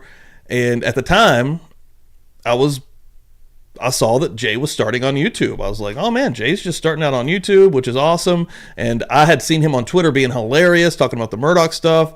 And in the Paltrow case, he was cracking me the hell up. So I remember sitting in the chair next to Cassie, and I was like, man, should I message this guy to ask him if he needs any help with editing or like doing anything? Because he was literally just transitioning over to YouTube and doing lives. And I sent out a message. I was like, hey man, I also said this. I said, because he was fucking hilarious, and I said, like, I think that you're actually going to do this. I think that you're the real deal, and I would love to be on the like in the early stages of your growth, like, quite frankly. Like, I was pretty blunt about it, and I was like, if you ever need any help, if you need any help editing tips, let me know. And we've been friends ever since. And yeah, I'm so grateful, so happy that I decided to pull the trigger and send that message out to Jay, because him and Shannon, and of course that led us to Bob and Allie and numerous other people, Chris Dewitt, numerous other folks that have become family, a Publicly Buzzed crew. The Buzz Nation is really and truly because of that message to Jay, man. So I'm so freaking happy that I did that day, and I don't think that I would still be in this space today, because it's a very contentious, weird space to be in, I think, a lot of times. But if you're with the right people and you have the right crew and you can keep your chat positive, dude, I think that we are doing something awesome. And there he is popping through right now. He heard me talking about him in here. I was just talking about how I met you, how the first message I sent out to you, man, and how grateful I am, honestly, that I know you and just the cool community. Like, this morning's been crazy in here. We've been so freaking nice. We've already got another Will Spin, Queen Olive passing out another one. And look at this, Avid Events. That's a new name right there. Welcome the hell in here. Welcome to the party, pal. Let me get your name. Starting the new Will, Queen Olive. So yeah, just the nicest folks ever, though, man. Like, and it really makes a difference, I think. Getting you on this wheel right now, Queen Olive. Thank you so much, and getting membered up, baby. Let's go. the back of the head. Is that correct, from the top? Is that true? I did that. And you measured the entry wound somewhere in the back of the throat. Is that correct? Yes. Okay. And Boom. when you basically just did a line of sight, and it was a straight line, essentially. Is that correct, with an upward trajectory? Yes. Okay. And you didn't see it deviate left or right. Is that true? Yes. And you didn't see it, assuming the upward trajectory, it wasn't a little higher or a little lower than this angle that you draw here. In other words, the angle kept going after it hit bone. I'm sorry. Okay. Well, let me ask Try you that again. complicated question. Yo, So we're going to Karen, what's break up? it down. You looked at basically the angle when it Gabby was coming shot through. We got the inside whole house. Everybody decided to come through this morning. What is up, everybody? I love it. out. Banger, Is that correct? banger To the show at point Murder where, Church. Where it actually struck tissue. Correct. Okay, let's break that down. What tissue are you talking about that you were measuring from? The tissue in the throat. Okay, front of the throat, back of the throat, side of the throat? In the throat, in the center portion. Okay, if you look at somebody, if I'm looking at the judge straight and he happened to have his mouth open, I'd be looking at the back of his throat. When he yells at me, that's what I see. Right. Sage lurking back is that there. where you were measuring from, the back of the throat? That's correct. Okay. Now, and you were looking at the entrance wound, is that true? Yes. Okay, and the entrance wound was in the back of the throat. If you'd open up the mouth, you'd see the back of the throat, and that was the entrance wound where the bullet struck. Correct. Okay. Same, we call, Mr. Carroll, the gunshot person, he calls that the target. Holy crap. Is that what? That second wheel already filling up quick, baby. Dinah coming through here. Dinah Doe 420, $1.99. Let's go, baby. Keeping that thing rolling. Again, we have a wheel spin ready to go as soon as this video ends. Holy shit. Thank you so much. Dinah. Boom. Boom. Boom. What's what he's referring to as the target? That's correct. Okay, so that's what you measured in this particular diagram, WW. Yes, from the top, for the jurors, from the top of the head, I have a ruler. I put it down to the mouth, and that's what I get. In this case, 7 inches, just for your information. And the one to the back of the head, which we talked about yesterday. Love it. I didn't give you this information. It's okay. But from the top of the head, where I get the bullet, that's where it ended. Is about 5.5 inches. Okay, and so we've got the starting point and you've got the ending point. You measured both. Yes. And you documented in your autopsy records on the day that you did the autopsy the results of those measurements. Is that correct? Yes. Okay, and were you able to see the difference between the two? Yes. Okay, and that's where you get the upward trajectory. Isn't that correct? That's correct. Okay, so let's start and let's just go through this academically, math not being my strong suit. What was the measurement for the target or entry wound? Well, again, I measured 7 inches from the top of the head to here. If you look at my fingers, Okay.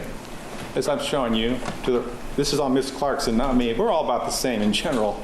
And then the back of the head, I'll put my finger here. I'll turn around for the jurors and counsel again. Okay. Back here, about here, is 5.5 inches, just about. So a 1.5 inch difference between the two if you consider the starting point at the top of the head. Is that correct? Yeah. Jay also getting on this wheel, baby. $2 holler. Hi to everyone and also their moms. Whoa. Okay, and Thanks, Jay. Again, I'm not good at geometry or math or anything like that, but basically what you found was from the entry wound or the target area where the bullet went in to the point where it hit the back of the skull and actually caused a protrusion. In other words, you know it hit there because it actually dented the skull outward. Is that correct? That's correct. And it didn't break the skin and no gases were released from the exit wound. Would that be true? Well, yes. Well, the gases would have been dispersed along that track as it's going forward. You have to keep that in mind. Right. So that's important to understand. I've never heard of gases coming out of an exit wound, but that's just me for my simple mind. Okay. Tina, good morning. It wasn't an exit wound, so we know they didn't come What a out. crew if they this could come morning. out, in other Right. words. Well, they got dispersed. Okay, but anyway, the bullet went Blow me up away. 1.5 inches, and what was the distance between this target, the entry wound, and this point where the bullet came to rest? Was it just a matter of a few inches? I didn't measure it, to be honest with you. Less than 6, I would suppose. Oh, yeah, yeah. Much less than 6, Yeah. correct? So it actually had a trajectory that this actually underestimates it, does it not? I mean, this diagram? Oh, yes. Okay, in other words, it was going at a much higher angle. In other words, if we looked at this in scale, it would be a big difference. In other words, the angle was sharply upward. Is that true? Whoa, hold on a second. I don't quite understand your question. Well, let me rephrase that. Essentially, it went up 1.5 inches from the point it entered. We're not talking about the beginning of the mouth. You're just using these arrows to give an example to illustrate this, correct? Correct. Okay, but it went up 1.5 inches from the back of the throat to the point where the bullet rested, and no evidence that the bullet deviated its path from the time it entered to the time it hit the back of the skull. Is that correct? I'm going to object, Your Honor. That misstates the testimony. In what way? The 1.5 inches is from the mouth, 7 inches from the top of the head, to the 5.5 inches to the back of the head. All right. Sustained, you may rephrase. Let me ask you this question. The point you measured was the entry wound, is that correct? Yes. Okay, and the entry wound was the back of the throat. Correct. Okay, not the mouth, not the lips. The entry wound was the back of the throat. Correct. And the point of rest where the bullet hit the back of the skull was the, what do you call that location? You can just simply say ending point or where a bullet is obtained. Okay, ending point. You measured that from the top of the skull, and it was basically 5.5 inches. Is that correct? That's right. So the difference between the two, and the back of the throat would have been somewhere right where I'm pointing now. It's somewhere in there. Shit, Miss Dina also coming through here, gifting out a membership. Karen Ferrero grabbing that thing. Welcome to the party, pal. Hell yes. Miss Dina, get you on here real quick. Holy shit, the new wheel already filling up fast this morning. Insanity. Thank you so much, Miss Dina, coming through here. Absolute G, also Miss Dina coming through here. Always with the love. Put that in here so I do not forget. Boom, still rolling. Would it be if you could? That's okay, you're fine. Use the ear for kind of a point of reference. That's good, yeah. Like the lobe of the ear. Maybe a little bit in front.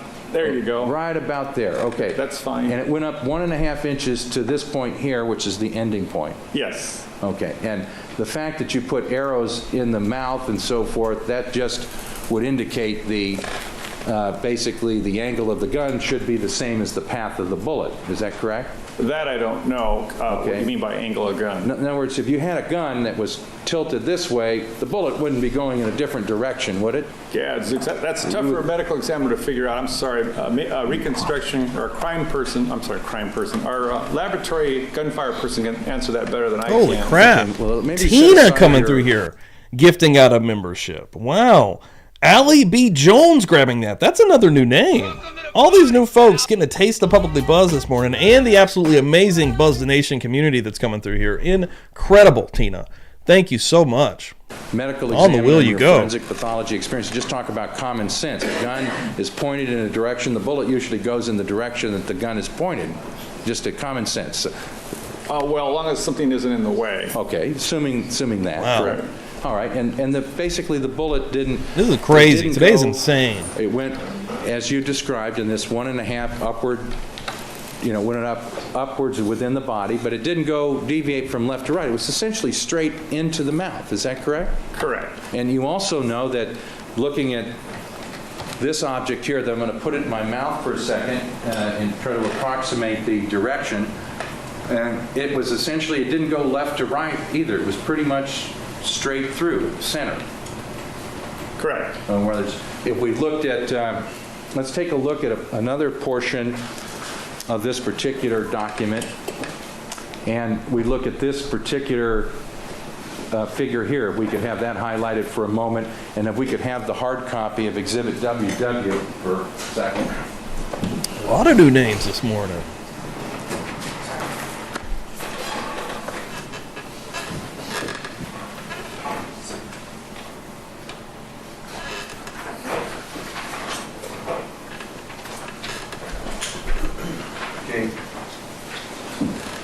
On the top, you weren't asked to do this by the DA at the time before your grand jury testimony, Dr. Peña, but if you look at this particular portion of Exhibit WW, look at this, basically the way that the path would be in the mouth and basically right down the center. In other words, if you look from left to right, it wasn't on the left side of her mouth or the right side of their mouth. It was basically in the center of her mouth, basically is where you saw the entry wound and as it transected through the body. Is that correct?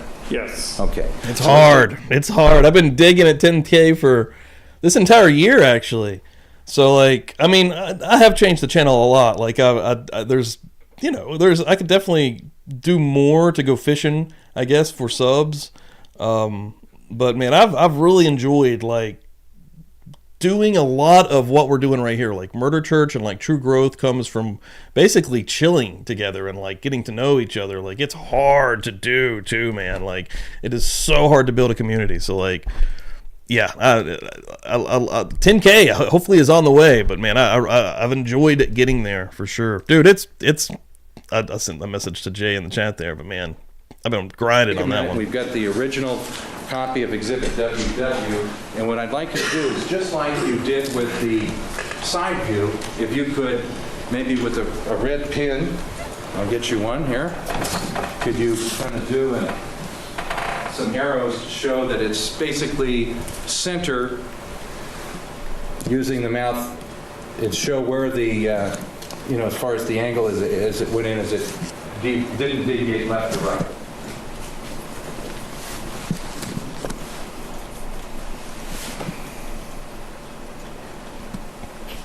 I'll put broken arrows. Okay. And if we can Thank get you, the yellow Bumblebee. here when we're done. Appreciate it. Do a quick switch right before the noon recess. Okay. Have you had a chance to do that, Doctor? Yes. Okay, and I have little dots there. I put an R and L for right to left, right and left side. okay. Hopefully we can see this on the, thank you very much. See this on the Elmo at this point, and for the record, we're showing Exhibit WW.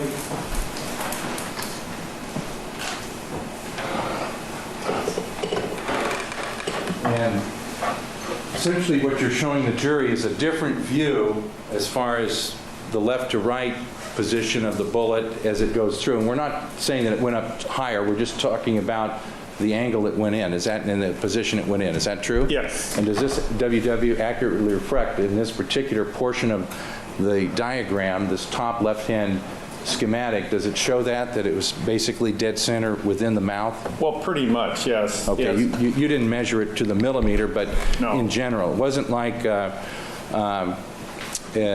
but it was consistent, was it not, with somebody holding the Brooklyn weapon, morning. pointing it in an upward trajectory? Is that correct? In other words, holding it straight, holding it within the mouth, putting the barrel and resting the barrel on the teeth and the tongue and firing the weapon. Is that true? Also speculation. Depends on where the head was. About to spin this Are you wheel, able to answer folks. Based upon the facts given by Mr. Plord. Is it consistent with that, the medical evidence? No. Okay. Why is it not consistent with that, Dr. Peña?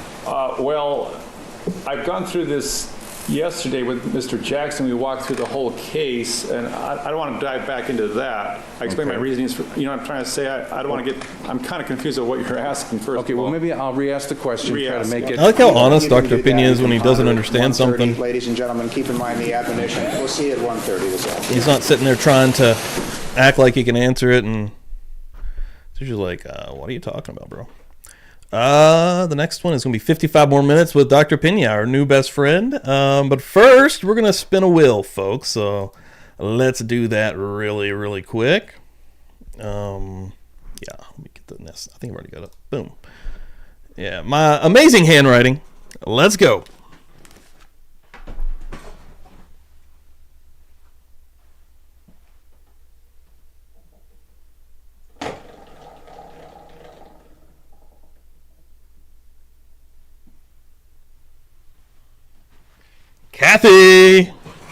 Kathy just won a shirt. Hell yeah. She might give that to Pumpkin. She might just pass that over to Pumpkin. Kathy, congratulations. Get the hell in here. Hell yes. Congrats. What? Son of a bitch! We not playing.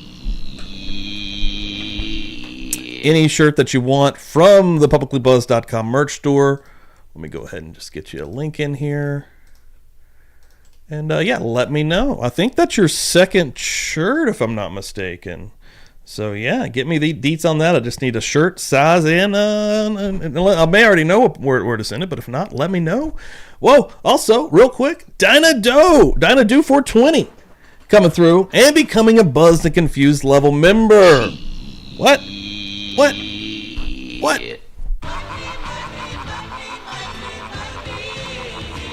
Just chilling. What are we doing? Just chilling. What? What are we also doing? Hanging and banging, brother. Hell yeah, get the hell in here. Also, on the wheel, on the wheel. Where are we at right now on the new wheel? Dinah. Boom. Thank you so much. Got some cool videos for you to check out in the members only. And 1, 2, 3, 4, 5, 6. Halfway to a second wheel this morning on Murder Church. Holy crap. But yeah, congratulations, Kathy. Hell yes. Hell yes. We're going to keep rolling here this morning. And yeah, see if we can fill out another freaking wheel. Again, the new Meowder Church shirt, designed by the man himself, Tayo Toys Phil. If you're also not familiar with Phil, let me do a little commercial here for my dude. Etsy.com/shop/Tayo Toys. I'm going to put this link in there as well. If you have anybody or know anybody that may want to get their name, logo, company, any kind of something, you know, I don't want to say any kind of design, but something dope on a car, get with my man Phil. Go to his shop here. Go to Etsy. Get with him on Twitter. If you're also not following him on there, you're fucking up, because he's a very talented man, and he is super freaking cool. On just this week, we gave out a Meowder Church special van. Tiff Knox won that son of a bitch, and he is super talented and awesome. I mean, if you have sons, daughters, who doesn't want their name on a car? Everybody wants something like that. So yeah, go check him out. He is absolutely unbelievable and cool, and one of the nicest people in this community. Again, only surrounding ourselves with the best folks in this community. I'm telling you right now. Sheila Duffy said, wait a minute, hold on. She just skid right in right before I pushed start on the next video. Sheila Duffy, boom. Let me get you on here, babe. Let me get you on here. With that dollar coming through with the 99 cents, getting on the wheel for another opportunity, another chance to win a shirt this morning. Again, the next wave of shirts go out on Monday. So we're going to keep this thing rolling. Keep her trucking. Why the hell not? Boom. Boom, boom, boom. Thank you so much. Megan Easton coming through here. Hell yes, Megan. Good morning. Welcome in here as well. Yes, Donna. This is the brand new merch. This is the hottest new merch happening right now. The Kitty Priest is essentially what's happening here. Meowder Church is the theme on it. Yeah, it's a cat. That was designed by Phil from Tayo Toys. This is the newest shirt and available to be picked if you win. I also have some other cool. The sweaters and the hoodies are not able to be picked during the wheel. They're they cost a little bit more, and it's a little bit more expensive to purchase through the site, but you could still get these, and I think that this pops perfectly off of this. I don't even know. Is this salmon? What? Chris Dewitt was trying to figure that out as well. I'm not exactly sure what color that is, but it popped when I picked it. So, but we have a lot of cool merch. Hanging and banging merch. Right here, we have a fucking Kool-Aid, Drink the Kool-Aid Murder Church Cult shirt that you can get. The Lightning Bolt shirt. This is the hottest shirt in true crime. Excuse me. The Buzzed Mysteries, the Play on the Unsolved Mysteries shirt. So yeah, go and check out, first of all, the site if you haven't. But if you would like an opportunity to win a shirt, all you have to do is the Cash Apps through the link tree up there, Venmos, Supers, gifted memberships. That's how you get on the wheel, baby. It's an awesome shirt. It's a cool shirt. It's been selling nicely. All right, let's keep rocking and rolling. Let's keep rolling this morning. I may have to go upstairs and use the bathroom. A little hot-strung as well. I've went through an entire cup of coffee early. I usually let that thing play out a little longer. Not this morning. We've been going, baby. And there's a mug. There is also a Murder Church Kool-Aid mug. Always trying to put new stuff in the merch store also, so it feels like there's something, something happening, right? I'm working out here, baby. We're working. The alternates now present. You may proceed. All right, and leaves the bathroom. I'll be right back. Dr. Peña continues his testimony. This poor man. 16 parts. This is part 7. Good Lord. The path of the bullet, it being basically very in depth, though. And with the upward trajectory that you previously explained several times, and I was asking you sort of a hypothetical question, talking about and asking you whether or not somebody could be holding a gun and fired in that position, a person holding the gun and shooting themselves. But before I ask you that hypothetical question based upon those facts, I want to ask you that this question is just to make sure I'm correct in my understanding of your opinion as to I got you. $199. Thank you so much. I'm going to go and get you on the list real quick before I run upstairs. Keeping into consideration Thank you so much. Observations at the I'm going to get one of those as well. It's freaking dope. that you've talked about, your observations at the scene, which are your basically Thank you, Donna. medical observations that you made, taking those together. In other words, the scene, the autopsy. Yeah, join the Discord strictly also. Those, matters. Can The Discord you is starting to pop off, state folks. whether Miss Clarkson was shot by another or whether she was shot by herself, if you just consider those medical facts? I could not. Just the scene and the, what was the other part? And the autopsy, Autopsy, your no. medical findings. You can't state whether she was shot by herself or another. Is that true? That's true. Okay, and that hasn't changed even as you sit there today. Is that That's correct. okay? And when we talk about her shooting herself, we're including not only suicide but a self-inflicted wound that would be something different than suicide. Is that correct? Yes. Okay, and do you remember that that gunshot residue data sheet? We marked it as an exhibit yesterday as one of the first exhibits. If we could have that pulled up by Barbara Nelson. I want to talk a little bit about the differences between a suicide, which is basically somebody intentionally taking their own life, versus somebody killing themselves from a self-inflicted wound, but it being something different than a suicide. And there's a difference between those two in your mind and the way you look at cases. Is that true, Dr. Peña? Yes. Could I ask you to clarify what you mean by self-inflicted as Okay. opposed to the first one? Well, suicide is clearly self-inflicted. That would be one, okay? And self-inflicted could be something other than suicide. In other words, self-inflicted meaning that the person that died pulled the trigger. I don't understand the difference. I'm sorry. Okay, in other words, in your mind, is a self-inflicted wound always suicide? Most of the time, yes. Okay, looking at the top portion of this Exhibit HH, which is Form 82, and ignoring which box is checked for the moment, it basically, this is a standardized form that's utilized by your office, and it's been utilized ever since you've been to the office. Is that correct? Yes. And Exhibit HH, and it lists categories of investigations and deaths and so forth, one being an accident. Isn't that true? Yes. Okay, and just so that we go through these, homicide is basically when somebody causes the death of another. Is that true? Yes. Okay, at the hand of another is another way to say it? That's correct. Okay, now an accident is something that is unexpected, that's not planned, an unforeseen event. Is that true? Yes. Like a car, for example. Correct. Okay, but just because a car is involved doesn't necessarily mean that it's an accident. In other words, I could intentionally run you over. That would be a homicide, correct? Correct. Somebody could intentionally walk in front of a car to kill themselves. Is that correct? Yes. Okay, and in fact, you deal with those type of cases all the time, right? Correct. Walking in front of a car, walking in front of a train, jumping out a building. Is that correct? Yes. Jumping off the Hollywood sign. There's been a case, well-known case from L.A. here, correct? Yes. Where a young actress did that because she was despondent and so forth, and she publicly killed herself in that way? Yes. Okay. So those are public suicides, but they're different than accidents. Isn't that correct? Those are intentional acts. Yes. Okay. Now, then we have suicide. We've already talked about that. Questionable accident homicide. Questionable accident suicide. Questionable accident homicide, investigator rush, whatever that means, and so forth. In other words, can somebody be playing with a gun, and if it discharges and they don't intend to kill themselves, how do you classify that as in the terms of self-inflicted?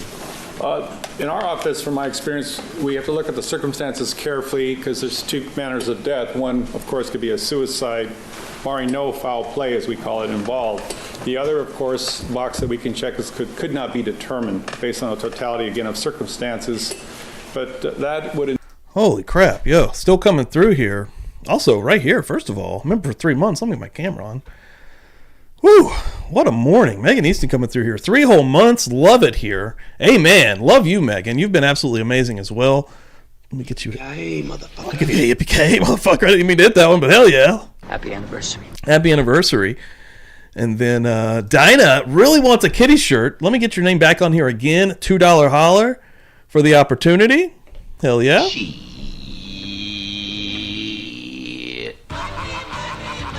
Hell yeah, hell yeah. There you go. And then after that, I see there's some more action going on. Megan also gifted out a membership. How kind. And someone else, bam, Jen Lane picking that thing up. Welcome the hell in here, Jen Lane. Love it, love it, love it. We're not messing around.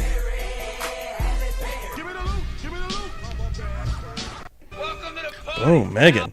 Also on the wheel with an opportunity to win a free shirt. Wow.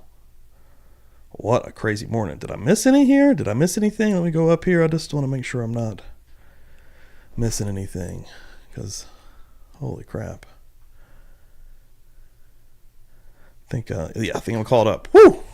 Woo! We're going to get another spin. I can already feel it. A very Oh, sweet, Dom's mom. I got that. Thank you. medical record Yeah, you're in the next wave of shirts that's going out this week. So history of that person to see if there's any previous indication for suicide and a good background check and how she was found at the scene. So it entails a lot more before we can make the 3 months. determination. Could not 3 be determined versus months. suicide.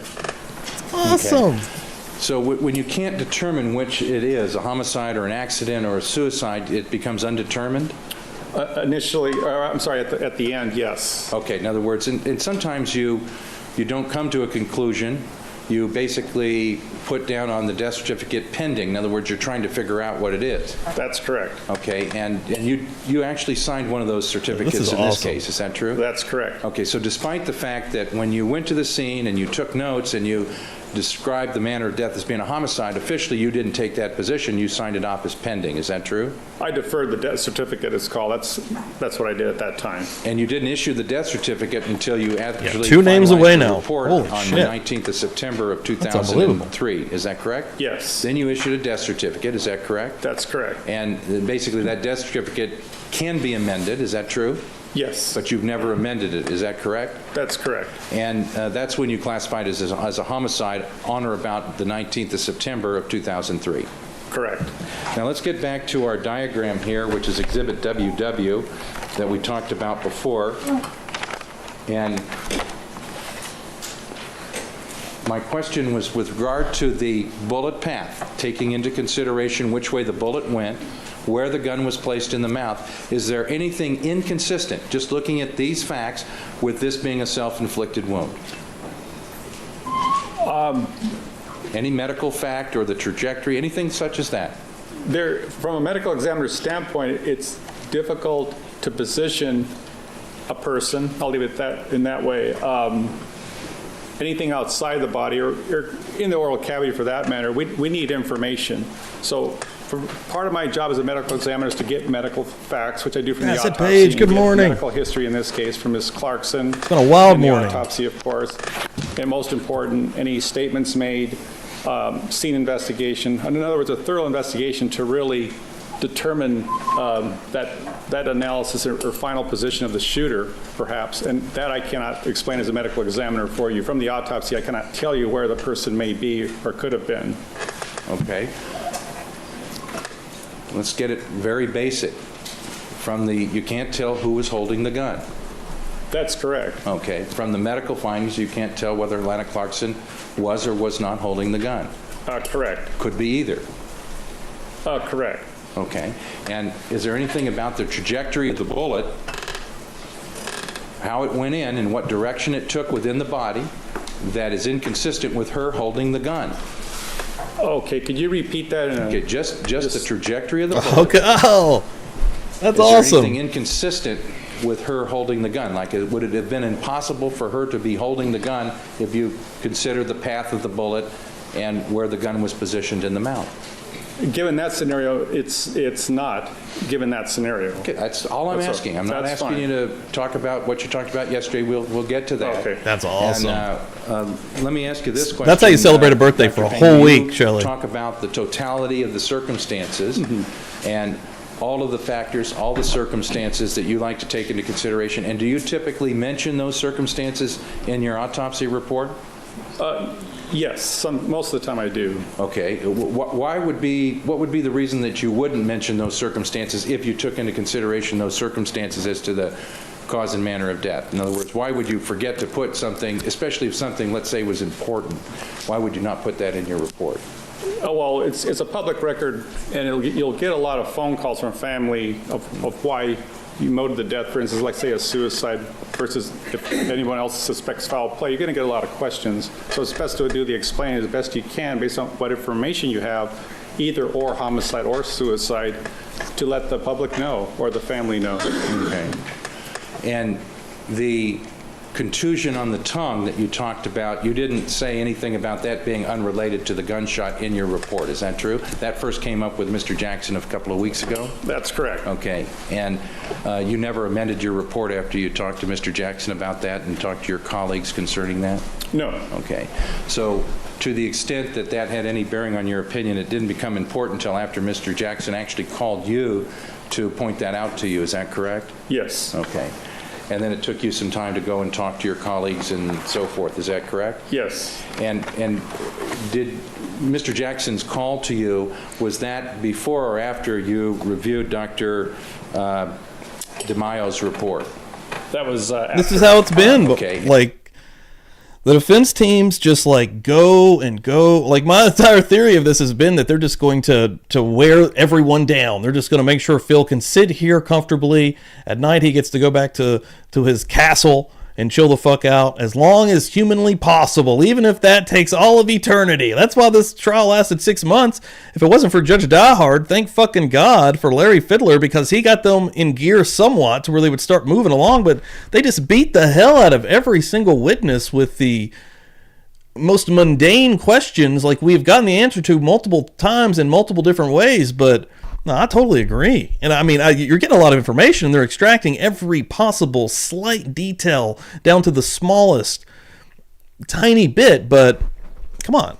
And was it, so he had sent it's you insane. Dr. DeMaio's report or DeMaio's report? It makes me so and then mad. he called you about this tongue contusion, is that correct? Yeah, that was a long time after. I mean, that's what he's Okay, paying and for. then This how is about what other Phil reports? Did Spector's he send paying you any for. other reports that you had an opportunity Got to a review? legion of No, the only great last one I attorneys who received, are also from fucking Your douchebags. side would be Dr. DeMaio's from, their I job, I believe, guess. March. Right I like before Linda this Bodden, April. though. I'm going to say that real quick. I do think Linda Bodden has been my favorite one from the team. Before this trial started. That just dealt with some slides. She had is a that great correct? opening, I thought. Okay, I'm talking about his Unlike general or his overall Mob- report. Did you get that back in, Mob let's say, defensive January, attorney, February? I forget the Cutler. date. I forget the day, but it's early spring, you're right, somewhere in Okay. there. All right, This and trial's did nuts. Mr. Jackson send you Dr. DeMaio's report? Yes. Okay, and was it alone or with the other report? There were 3 others, and then one came in later of another doctor. Okay. The person that, how about a Dr. Werner Spitz? Did you get his report? At the same time as Dr. DeMaio, I recall that I did. Okay, and did you review and consider that report? I read them, but I did not consider them in my overall opinion as I came to court yesterday. Okay, so that... Yeah, their no, this reports is had true. nothing Yeah, that is what they're trying right now, Brooklyn. Good call here. He's trying to get this medical examiner to state that they at least entertained the thought, even if it was for a split to second. do with your opinions or conclusions about any subject in this case. Is that correct? Woo! correct. Almost finished out another will. Miss Dina coming through, puff, puff, past the plate, y'all. Hell yeah. I think that's number 11 on this will, if I'm not mistaken. And then it's one more from another spin. 2 spins on a Sunday at Murder Church, baby. Can't beat that. That's absolutely insane. More shirts going out. Let me get you on here real quick so I don't miss that. Thank you so much, Miss Dina, coming the hell through. What's up? Okay, and then You do a Dr. double count, Bob's make sure it report is also one. included within that? It came in late. That was the one late. Okay. No, I'm sorry. I think it's either Bodden or Weck. I 10, can't 11. remember. Yep, I believe which we're one. there. Never mind. One away. Okay. Or Weck, W-E-C-H-T. Sure ain't nothing hiding back here. Okay, what was your, and you were familiar with these people as far as you knew who they everyone were for within hanging the out this forensic morning, science seriously. community, is that Yes. correct? In fact, you mentioned yesterday that you had Dr. Spitz's book, and you were very familiar with that as a textbook, is that correct? Yes. Okay. Now, with reference to, why were you reading these reports? Was it because you were just asked to do that, or did you have an interest in there for some other reason? No, I was interested to see what conclusions they came to be honest with you. So I looked at their opinions. Okay, and I don't want to get into any of the details of what they say or don't say, because we'll deal with those at an appropriate time, but you were just interested in those, and just like yourself, they write reports and they put facts, circumstances that they take into consideration, similar to what you do. Is that correct? Judge, Your Honor, that calls for speculation as to how these witnesses may prepare their reports. The question was a little bit too inclusive. If you narrow it down, then you can re-ask it. Sustained. Doctor, the reports don't just simply have a conclusion as to cause and manner of death, do they? They have details regarding how they came to that conclusion. Is that a fair and reasonable statement as to those reports? That's a tough one to answer because, how can I say this? I'll just leave it at that. It's difficult to answer that question. In any event, you were interested in what they did, and that's why you read the reports at the request of BGOG with the $2 holla. Finishing out that second will. Thank you so much. Appreciate that. the district attorney. Is Dancing that correct? for it. That's correct. And did you, Hell yeah. after you read those That's reports, awesome. did you have an opportunity to discuss go ahead and start filling them this thing out, y'all. with the district Damn. attorney, even though you weren't considering anything in those reports? Buzz I did, Nation yes. got Okay, wild so this morning. Did you have, for lack of a better word, some strategy sessions with the district attorney's office, members thereof, as to how to refute some of the statements and conclusions in the reports by Dr. Werner Spitz, the author of the textbook that we talked about, Dr. DeMaio, and the other doctors? Objection, it's compounded and appears to, as phrase, call for attorney work product. It may or may not. Why don't you rephrase it? I think it can be asked a little more artfully. Okay. Artfully. Did you have I like it. discussions with any members of the, and without first saying what the discussions were, did you have any discussions with the Mr. Jackson, Mr. Dixon, or other members of the district attorney's office regarding the contents of the reports that we just discussed? Objection, it's irrelevant. Didn't claim to his opinion. Overruled. It may have to do with his testimony. Overruled. Okay. You may answer. Yes. Okay.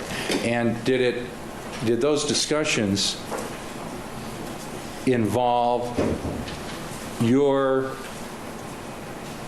giving information to the district attorney's office as to how to confront those issues that were raised in those reports? Objection, irrelevant. Overruled. Yes. Okay. And so you worked with the prosecutors in this case to prepare them to basically go against, for lack of a better word, the defense experts. Is that true? Objection, Your Honor, this appears to call for work product privilege. It's irrelevant. Well, I don't know about being irrelevant. It's sustained on the first ground. I'd like to reserve on the issue of bias at some point. Well, that we can. There's ways to get to that, and Okay. that's perhaps the way you ask the question. If you re-ask the question in a different fashion, you may be able to do that. I think I'm going to re-ask the question, Your Honor. That's a Thank good you. idea. Okay. Dr. Peña, what was your interest in talking to the district attorney's office about the opinions be a and good conclusions idea, of these motherfucker. experts? In other words, did you volunteer to do that? Were you asked to do that? In other words, did you feel you have to maybe defend your opinions? What was your reason for doing it? I was asked Hey, to be do that. be safe, young black and- economist. As an- Objection, unresponsive. Everything after I was asked to do that. Okay, the question's been answered. Your next question. we gotta keep this kind of limited, Julio! Dr. Peña, so we kind of take it one little step at a time. Okay, so you were asked do to start do that early. by Mr. Jackson, I take it. Is that correct? Well, partly, yes. Okay, anybody else? Not that I can recall. Okay, now, your office, the coroner's office, is not affiliated with the district attorney's office in any way, is that correct? No. You're not an employee or an agent of the district attorney's office? No. Okay, you don't consider yourself an expert for the district attorney, you're just an independent employee of the coroner's office, and basically your opinion is your opinion, and it doesn't matter what they think or don't think, correct? That's correct. And your investigation that you conduct as a coroner is independent of what any police agency should or should not think as to the cause or manner of death. Is that correct? That's correct. Okay.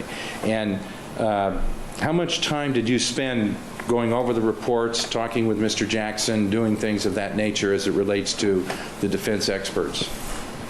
It'd be a number of hours, probably per person that I can recall. Okay. Number of hours, number of meetings and That's stuff? on my own time that I was reviewing. Outside of your role in the medical examiner's office, is that correct? That you basically you volunteered to help out, basically. I'm just going to take a quick dong break real quick, if everyone is cool with that. I'm sure everyone has already seen this right here. This poor guy. This is actually Jay saying 39 bookmarks, you heathens. This poor guy right here, his whole life, he's been... Oh, God! He's been working for so long. Only for his giant dong to do him in. I don't know if this is a good thing or a bad thing. Oh, God, dang. It even bounces. Like, you see the entire... outline of that son of a bitch. I'm doing my work in a Hogs out and my about duties this as a medical morning. examiner, and part of that is to review other work products that come in from other doctors' opinions, and I do that all the time in testifying, and I do Give this review it, man and I do gall. meet with the attorney to go over it. That is not unusual. Okay. And you typically meet with the lawyer that is involved in a case, whether it's a civil case or a criminal case, and it being the district attorney representative, and you typically meet with them to talk about your findings. Is that correct? Either the DA or defense attorney if they like to be present, or separately. Okay, but about what work you did as opposed to what somebody else did, in other words, somebody else's report. Isn't that true? That's correct. This was a little unusual, meeting and talking about other experts. So much training and discipline. Volunteering and doing this type of thing. Isn't that correct? That's correct. Okay. And, Hey, I bet his DMs you are full. Trying to help the prosecution in this case. Perfect outside of your timing. role in the medical examiner's office. Is that true? Yes. Okay. And with reference to, and you weren't paid for that. In other words, you did it on your own time and on your own dime, so to speak. Is that correct? I'm doing this as Oh, part of my goodness. duties that I would do on any other case that I've had, because I've done this before with, like I said, with other cases where I review another's opinion. I'll call the attorney back and let him know to meet. The defense attorney is aware that I'm doing this also, and we compare notes. That's the way it works. Okay. It sounds like, Dr. Peña, and correct me if I'm wrong, that you've had other cases where, and you mentioned this yesterday in one context, but you've had other cases where there's some disagreement by forensic pathologists regarding subjects that you deal with, like in court, such as this case. That's correct. You said yesterday that that was not something uncommon. Is that true? That's correct. Okay. And for example,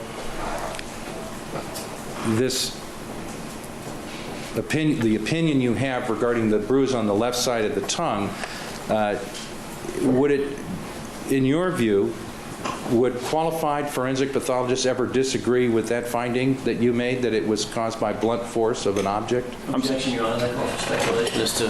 I think there are certain types of questions where someone could say, no, there could be no disagreement based upon the facts. I'm going to allow them to answer it. The objection is overruled. Could you repeat the question? I'm sorry. Okay. I want to focus your attention, make sure you know right where I'm going here as far as the area that we're talking about. And I'm just talking about a particular medical finding that you talked about. And it's the one that Mr. Jackson called you about that you didn't put in your autopsy report. It wasn't in any of your notes about the blunt force trauma to the left side of the tongue. Remember, Mr. Jackson brought that up? May I correct you? Okay. I'm going to object to the form of question. It assumes facts not in evidence. It misstates the testimony. The information was in the autopsy report. Sustain, rephrase. Okay, you didn't, you noted the contusion on the left side of the tongue, but you didn't put anything in your report about its significance. Would that be a fair statement? Interpretation or mechanism of injury, I did not comment on that. Okay, please. well, that's, thank you for the correction. I wanted to make sure that you definitely put it in your diagram and you said it was there. You And in saw my body of the autopsy report. And that's a finding. That's a medical finding, the fact that there's a bruise at a particular location. Yes. Okay, so you put the fact that it was there, but you didn't give it any significance until and after Mr. Jackson had called you. Is that correct? That's correct. Okay, and you had already met with Mr. Jackson. You knew Mr. Jackson very well by that time because you had met with him a number of times regarding the defense experts. Is that true? Already? No, not a number of times. I would just say once when they brought the reports over, and the other times were mainly telephonic and maybe one roundtable that I can remember, and that's it. Okay, but before you got the call regarding the bruise on the tongue, you had already talked to him on the phone, done this roundtable. That's where it sounds like a bunch of deputy DAs are there and you're talking about the case, right? Yes. Okay, and then they also talked to you when they brought over the reports, right? Correct. Okay, but nothing about the tongue had come up through all those meetings until about 2 weeks ago. Is that correct? Yes. Okay, then it was brought up, and you didn't really have an opinion right away. You had to go back and think about it, correct? Yes. Okay, so you thought about it for a while. Is that right? About a week. A week, okay. And that's a medical finding, that there's a bruise, okay? I want Gets to talk wild about the medical sometimes. finding that was a bruise on the left side of the Around tongue. these. Oh my God! Jesus Christ, dude! Calm the fuck down, Phil Spector. Why do you look like an insane person at all times? Like, would they not tell this man, maybe you shouldn't, I don't know, send death stares to the witness in the presence of the jury? Maybe you shouldn't sit there and look like a fucking maniac at all fucking times, you lunatic. Look at this fucking prick. Jesus Christ. Some devil shit going on right here. Oh my God, it broke my... oh my God, I think it was coming back for a second. It's very simple, very straightforward, and I want to make sure you devil understand. man broke. Look at him. Look at the side. You can't even Forensic tell. He's just... oh my Lord. disagree I can't with this how dude. that was caused. In other words, I can't with this your dude. opinion. Is that such a finding? Fucking maniac. Okay. And if a qualified... This man is innocent, Your Honor and jury. I'm sure you can all see it. This poor little man. Oh God, I didn't say little. Oh God, is he looking at me? This poor man. forensic pathologist would disagree, they'd have to have a reason for that. Jesus that you would be Christ. because you just said that they could disagree. Is that correct? That it Yes. was caused some other way. That's correct. Okay. And one of the ways that they would disagree, or they could disagree, Jesus. is that the enormous forces of I want the that gases face from with the shot fro. of a gun could cause a lot of Lord. contusions within the mouth. Isn't that true? Maniac, dude. The way the question was phrased, sustained. I think I'll withdraw that and just move on, Your Honor. Thank you. right. Dr. Peña, you Act talked natural. about the buttons that were on the victim's coat, and I want to get to that, but I want to kind of... He's wrenching take his it one face like step a at time, washcloth. And I want to first... Fix your face, show sir. a picture Good of the, Lord. of Miss Clarkson at the scene, the decedent, 1.260. Maniac, Have this marked next dude. in order, Your Honor. That would be double X.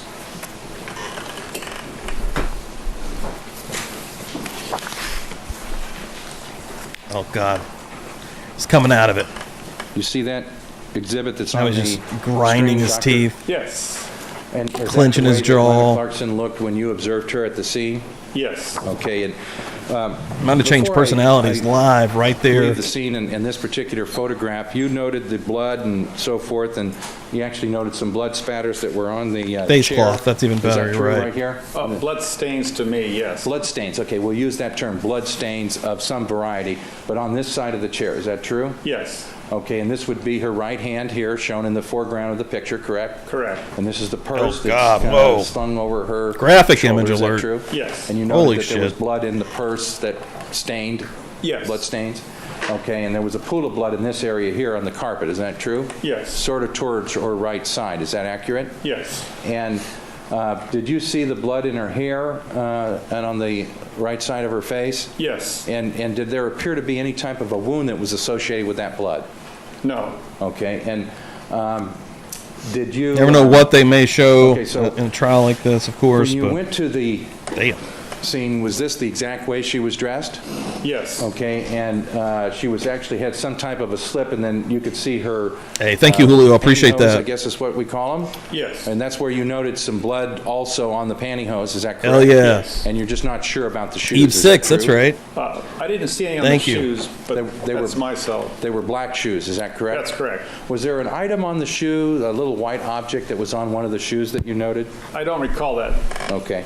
In any event, getting back to the picture, when you were at the scene, and you were not the first one there, did you see people that were dealing with the body ever come in contact with the body that weren't wearing some type of gloves? So I didn't want to back up much, but right here, everyone in this room right now is looking towards the witness stand and looking at the witness. Bodden's doing something in a notepad. Phil Spector has never stopped looking up where I believe the picture is of Lana Clarkson laying after being shot. He's never taken his eyes off You were this. at the scene, and you were not the first one there. Look at this. You see people that were dealing with the body ever come in contact with the body that weren't wearing some type of gloves? I did not. Okay, and you wore gloves when you made your observations and did the work that you did, is that correct? Yes. And why do you wear gloves when you do that? It's protective reasons for myself, of course, and also evidentiary-wise or evidence-wise. my hands, I don't want to add something from my own fingers, skin, or if I have a cut on my finger, and transpose it onto the decedent in this case. So there's a number of reasons why. Okay, and that would be true of people that work in your office, is that correct? Yes. In other words, Ms. Lintemoot, Ms. Nelson, to the extent they had any contact with the decedent, they wore gloves. That's standard procedure. Yes, it is. And because basically you don't want to contaminate your DNA or anything on your hands with the decedent because you're collecting evidence. Correct. Okay, and did you move the body at all?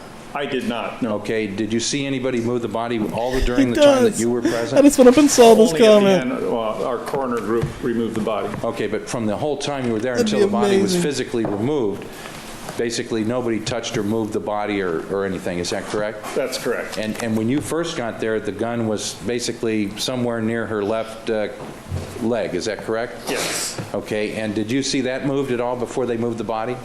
I did not see it move. Okay, you saw it was on the ground, is that correct? Yes. Okay, did you see anybody touch the bottom of her shoe? No. Did you see anybody move her legs? No. Did you see anybody touch either one of her shoes with ungloved hands? No. If you had seen that, you would have noted that would have been something unusual if they weren't wearing gloves. Is that true? Absolutely. Okay. I'm going to show you another photograph, 1.262, asks that it be permitted to be marked next in order, which would be ZZ. Next is YY, Excuse me, YY. a question I often ask myself. Because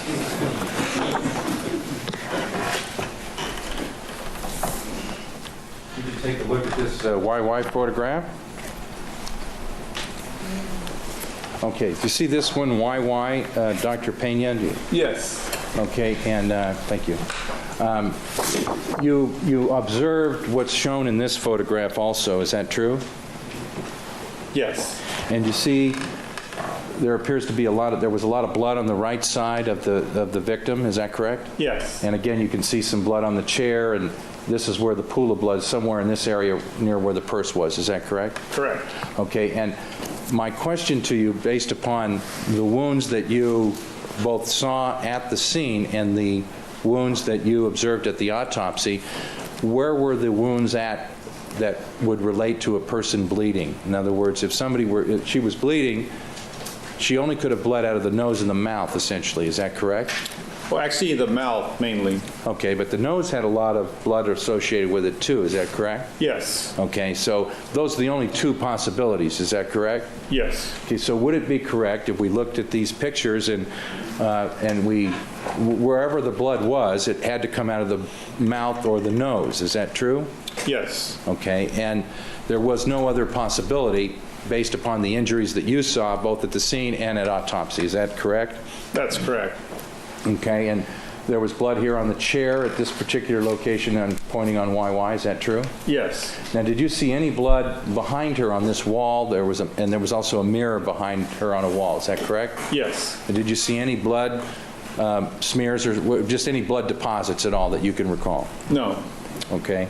And this would be the right hand that had the cracked acrylic nail. Is that true? Yes. Okay.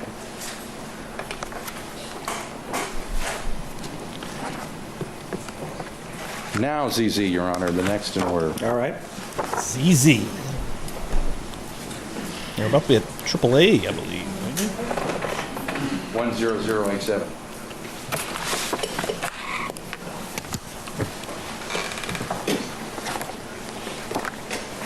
I couldn't believe how insane he looked there. Like You for see real, this dude? photograph, Dr. Peña? Yes. So if you don't like what someone's Do you saying, you're just gonna recognize this as being stare like a close-up fucking view death of hole the through right them? side of Yes. the The laser decedent's beams come clothing out? and the top portion Chill being that out, of her neck, it looks like right up here.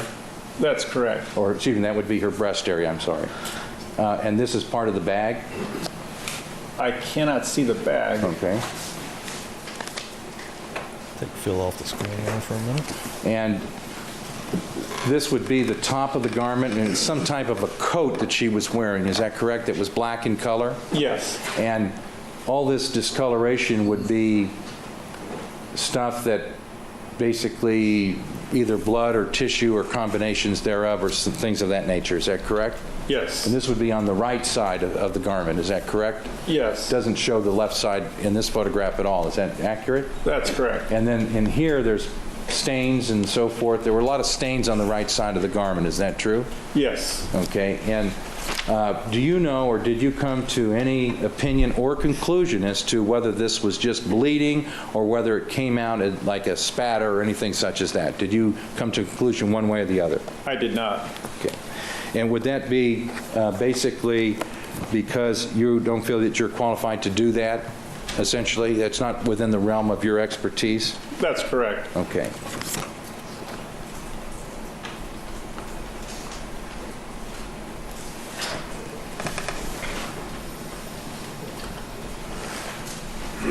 Now, the next one, which would be AAA, 10092, asked that it be permitted to be marked.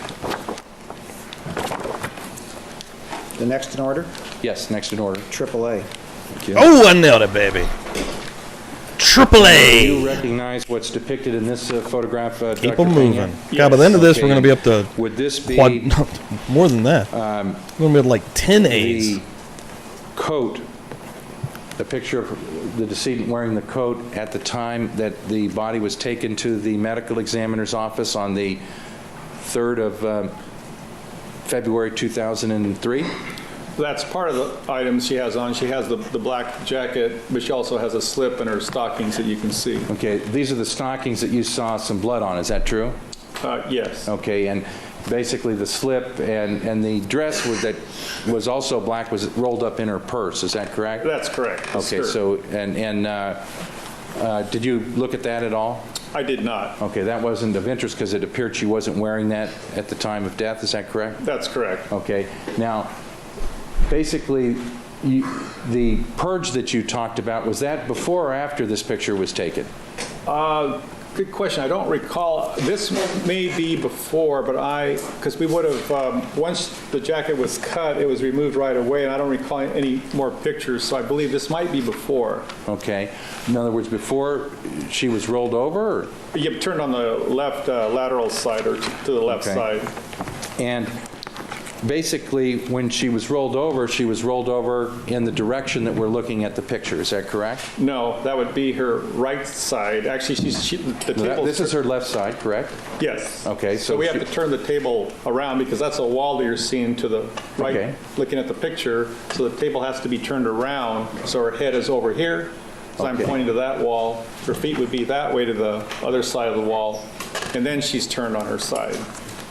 Okay, and in other words, on her left side.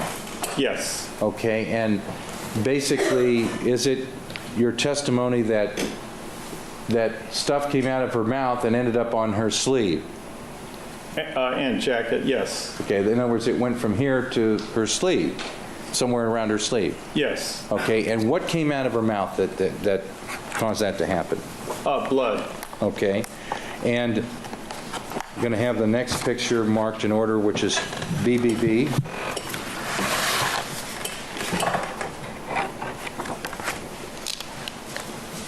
All right. 10092.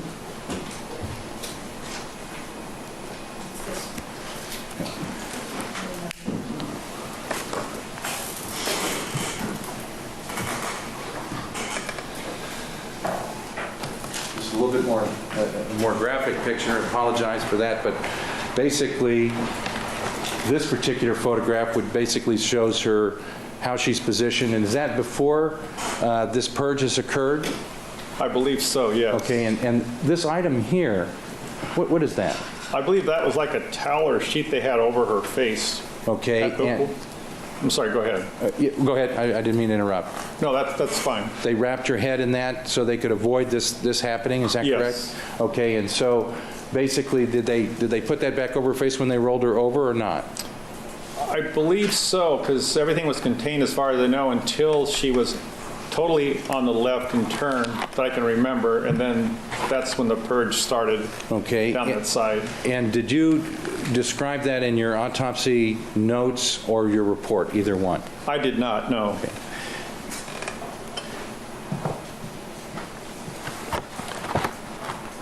Now, Dr. Peña, I want to, Peña. Dr. Ask you- Peña. with reference to her clothing, Our friend. do any of your opinions that you're giving as to the medical findings that you gave, or even as to manner of death, deal with anything you saw on the clothing, like the blood spots or any residues or items that are on the clothing at all? No. Okay, so that didn't factor into your analysis or opinion whatsoever, is that correct? No, the only thing that factored in is clothing. Let me just take a breather for a second and clarify Okay. a little bit. Sure. Let's just go through each item so I can think on my feet a little bit. The only thing of significance, just to recall when I was giving you my summation for why I made it a homicide to the jurors, she had the purse, recall, on the right shoulder, which I found significant for someone who's going to do a self-inflicted gunshot wound. They want to take the purse off. So that's the only clothing article on Ms. Clarkson I would find significant in this case. And in my opinion, actually, that I described for you, that's important.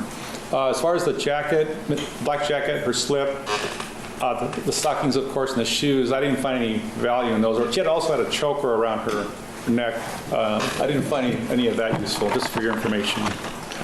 Okay, so the purse was the only thing that was significant to you, and it wasn't the fact that there was blood in the purse, or there was blood stains on the purse, and the strap and so forth. It was because just she the was mere trying to presence of the fucking purse in the leave. location where it was around her shoulder. Is that correct? Yes. Okay, and that, it sounds like that was a very important piece of information for you. There's something that really caught your attention. Is that correct? It's one of the many things that, like I said, I went through yesterday. And as far as clothing item, it's quite important. Okay, and I'm not suggesting that you didn't make it a very important statement yesterday regarding that. What I'm saying is that even today, you're saying that that's a major fact, the way that purse was and the way it was positioned as far as your overall opinion as to the manner of death. Isn't that correct? Yes. Okay, and you knew about that because you saw it at the scene. Is that true? Yes. And basically it kind of hit you right away. Is that your testimony? Yes. And when you took your notes of the scene, did you take note of that? In other words, that the purse was around her shoulder, and did you factor that in? I noted it on one of my 42 worksheets at the time as a purse, but in my own mind, I knew it was on the shoulder or just coming off. Just to refresh my memory, I did put it down. Okay, you didn't even say anything about the purse being on her shoulder, only that it was present. Is that correct? That's correct. And in your autopsy report, you mentioned that she had a purse, but you didn't say anything about whether it was on her shoulder and how it was positioned at all. Is that true? That is true. Okay, and the only time you've really, in writing or on the record, there being a court reporter here, is that you talked about the purse being significant was yesterday. Is that correct? Yes. Okay. Now, when it comes to now, didn't you have a conversation with Mr. Jackson before yesterday where he mentioned the purse being on the shoulder and that being important? I'm sorry, could you repeat that? Okay, let me break that down. You've had these meetings with Mr. Jackson, okay, other members of the DA's office who are involved in the prosecution of these cases, these roundtable. Yes. Okay, so you have Mr. Dixon, Mr. Jackson, and then there's other DAs that are working on this case too that don't sit up here. There's a number of, 3 or 4 of them that you know of, correct? Yes. Okay, that you would meet with or that you would talk to about this case, correct? Yes. Okay, and did any of them ever say, well, Doc, what about, let's talk about that purse being on the shoulder, that's something important? Didn't somebody say that to you? No, actually not. Okay. Did you ever mention it in any of these meetings? I did bring it up briefly, but I can't recall when or who I did. Okay, so you mentioned it to them, but you didn't put it in your notes or your report that it was on the shoulder and that it had this significance. Is that true? That's correct. Okay. And is there a reason why you didn't put it in your autopsy report that you published and signed on September 19th, 2003? It's implied in the autopsy report under clothing articles. I do have the purse. I call it a leopard. I don't know how to describe it. Dakota, good morning. Welcome in here. Been an insane morning. But again, in my Here in the mind, church. I recall it distinctly. I wasn't going to forget. So you have a good description and recall. And also, Ms. Lintonmoot has an excellent description in her report, and that's part of the official autopsy report at Form 13, which it's indicated on.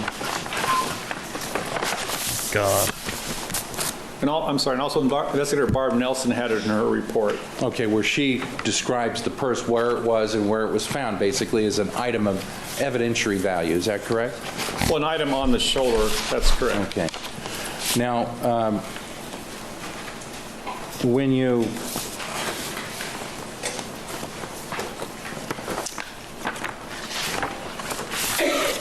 you went to the scene and you look for the items that we talked about, the teeth and the nail and so forth, did you have a particular reason why you were looking for the nail?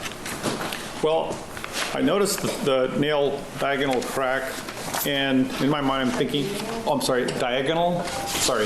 crack that I saw when I was examining her fingers. And I thought, well, could this have occurred prior or at some other point, or could it have occurred right before she was killed in that chair, or wherever she might have been standing, or et cetera. And so I looked at it and I wondered, what happened to it? And that's mainly what I was questioning. Okay. What happened to it, meaning did it break at the scene, or maybe did it break some other time earlier in the evening, or when she was at home, or that would make it not so important, correct? That's correct. Okay.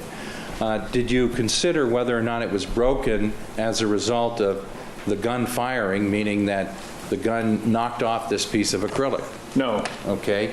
And the reason that you didn't think that was of interest was because you didn't see any soot or particles of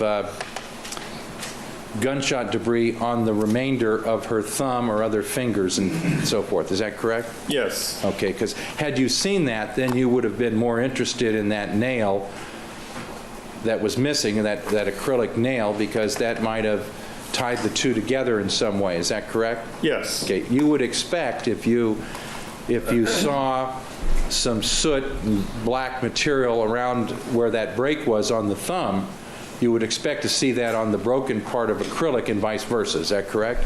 I would, yes. Okay. In other words, if that was near the muzzle of the gun, you would expect to see both the thumb, what you saw there, as well as the portion that was broken. Is that correct? That or in the environment of the weapon. So if her hands were going over the weapon to protect herself, that's a possibility too. Okay. Now, at the scene when you were there, you didn't know at that time, you didn't know that this was a shot that was fired within the mouth, inside the mouth. Is that correct? You didn't make that conclusion? That's correct. Okay. You were still uncertain about that particular fact at the time. Is that true? Yes. Basically, you had to consider where that nail was basically knocked off by a bullet. Is that correct? No, not so much by a bullet, because I've never actually, well, I've seen it happen in distant range fires or accidental discharges where someone's damaged their finger, and of course the nail gets damaged just because there's a hole in it. Right. I'm sorry, could you go ahead? My mind drifted a little bit. Okay, all right, fair enough, doctor. Let me kind of bring it back a little bit here. Let's just talk about, you saw the finger, the thumb, with the broken acrylic piece, and at that time you had no idea as to where that thumb might have been relative to where the gun was when the gun was fired, correct? Correct. In fact, your view was, and your opinion was that the gun was fired outside the mouth, into the mouth. That's your initial impression that you had when you were at the scene. Is that correct? That is actually correct. And the reason you had that was because you heard all of the statements and reports, and we talked a little bit about that yesterday when I first started talking to you about all the conflicting statements regarding this event from the police, both from Mr. Spector and It's irrelevant. Well, no, it has to do with whether this led to the formation of an opinion. So he's asking, is that what he based his opinion on? Give me a push for... Okay, you may proceed. Dr. Peña, I've been a while. I forgot the question, so I'm going to re-ask it here and try to put it into a context and so forth. Insane morning today, Ned. And Meg went nuts. This is the right nail, acrylic, not the human Welcome nail, in but here. the artificial nail that you observed as being broken to piece. And let me ask you this question. You mentioned yesterday that it was kind of unusual that you would actually go to a scene to look for anything because you typically don't go to scenes. Is that correct? No, No, meaning you usually don't? no, we usually don't. I need to try to get Josh To put on that here, into man. That'd be kind of cool. the context of your experience that you've Bet I talked could about do a little it. today and yesterday, 3,300 or so autopsies. About how many of those autopsies had you gone to the scene similar to what you did in this case? I would say in this office about maybe 10 times overall my career. Okay. In the San Diego office, it was much more. Okay, so different medical examiners' office have different policies and procedures regarding going to the scene. In other words, the actual doctor going to the scene, correct? That's correct. In San Diego, you were there for, what, about 6 months or so? Yes, And they had a policy where that would happen more regularly, is that correct? that's correct. Okay, but the office here in Los Angeles, that's a rare event. 3 out of, let's say, well, how many autopsies did you do in San Diego? I did 240 or so in 6 months that I was there. Wow. Okay, so basically, lot about of 3,000 autopsies. of your autopsies were here in Los Angeles County, and you're saying about 10 of those, just a fraction of 1%, you went to scenes. Is that correct? That's correct. Okay, so you typically, it wouldn't be usual for you to go and do this search that we're talking about here. Is that correct? That's correct. Okay, and what were your qualifications to do this search? In other words, how did you learn how to do what you were attempting to do?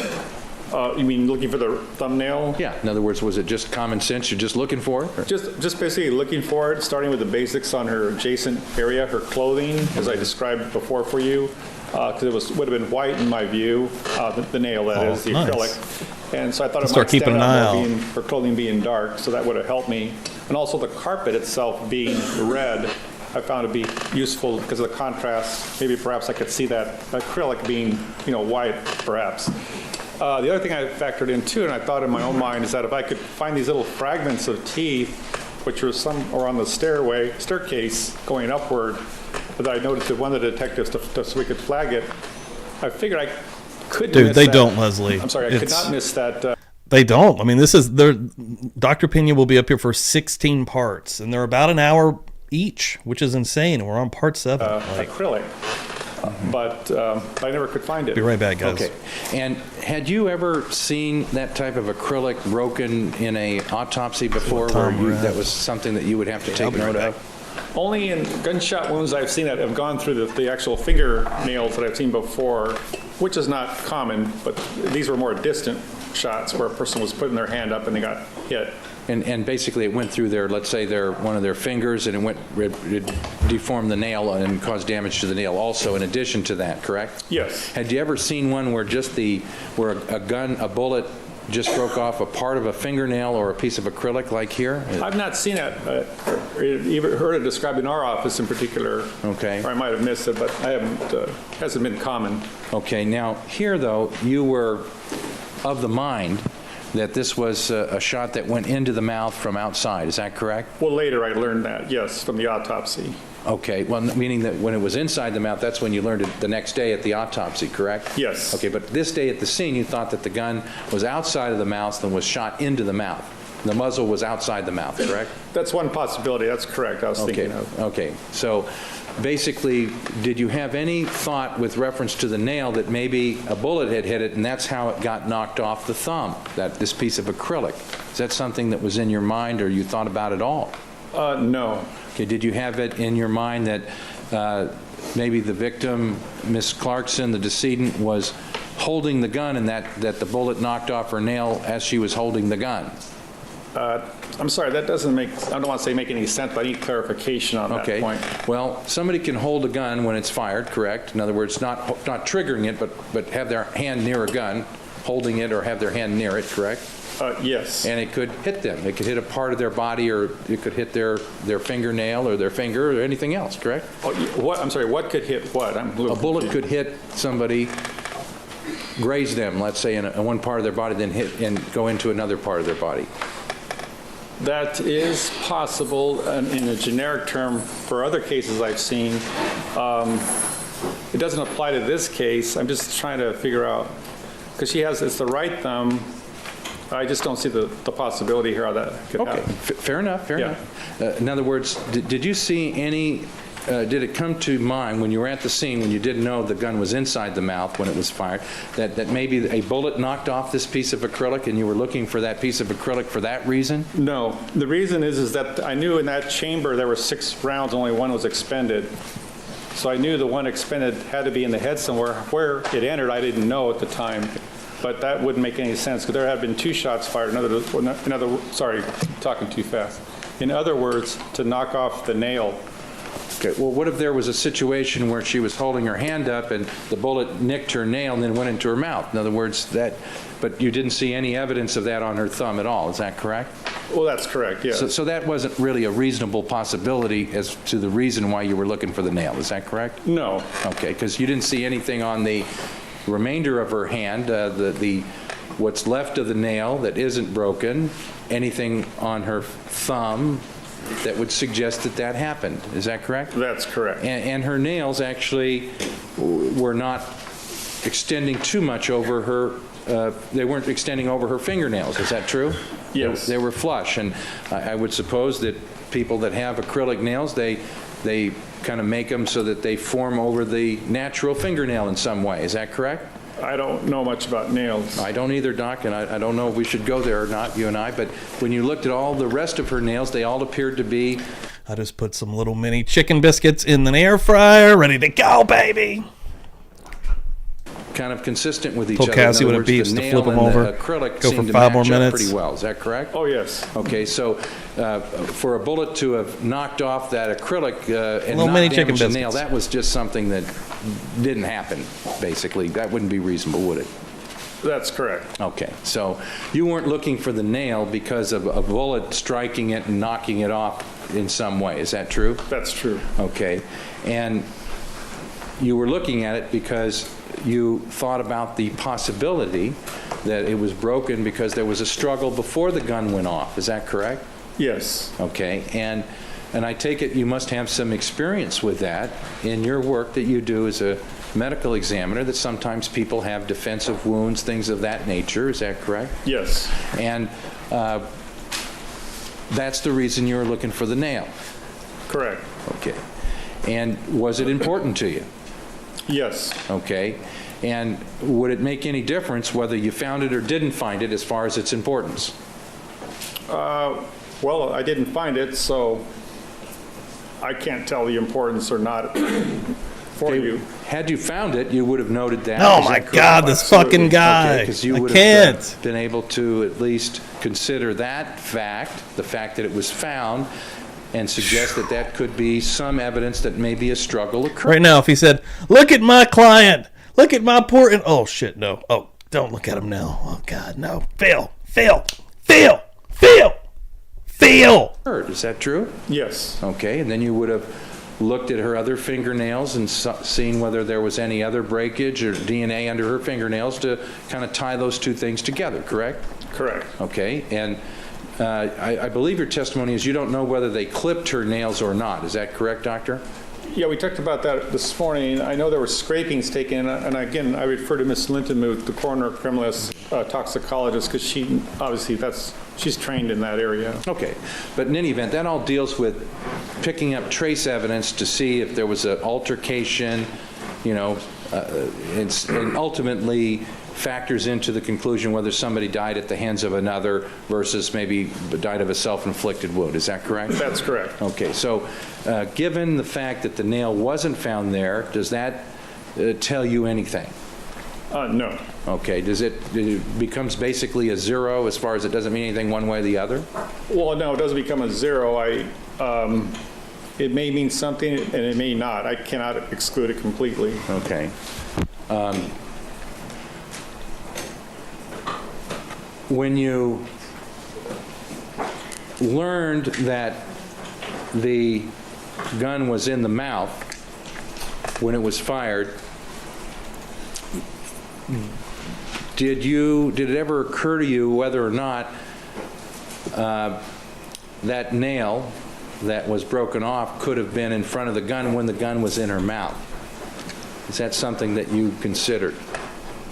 That's beyond my expertise as far as the weapon and the location of that nail, I Okay. cannot answer that for you. Now, did you ever have any discussions with members of the district attorney's office regarding this nail, this acrylic nail, missing nail, not being that, and tying that to the fact that it was knocked off by the gun being fired in this case? No. Okay.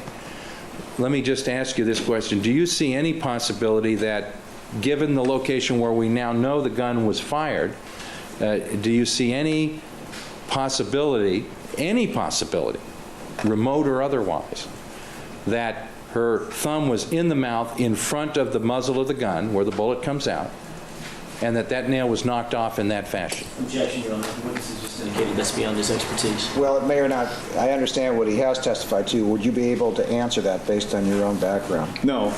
All right, objection sustained. And Now- we will take our recess at this time, 3 o'clock. Keep in mind the admonition, ladies and gentlemen.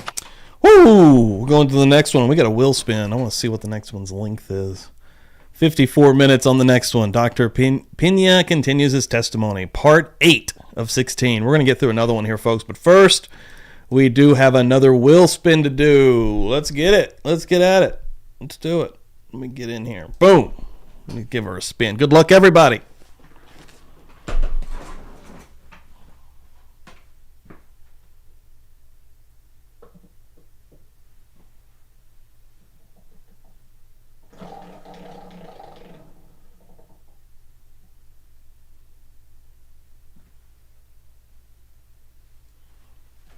Dinah Do 420. She's still in here. Won yourself a shirt. Let me get you in the winner bracket here. Hell yeah. Congratulations. Get it. Woo, woo, woo, woo. Hold up. Hold up. Hold up. What? I What? don't remember asking you a goddamn thing. Ladies and gentlemen, let's go.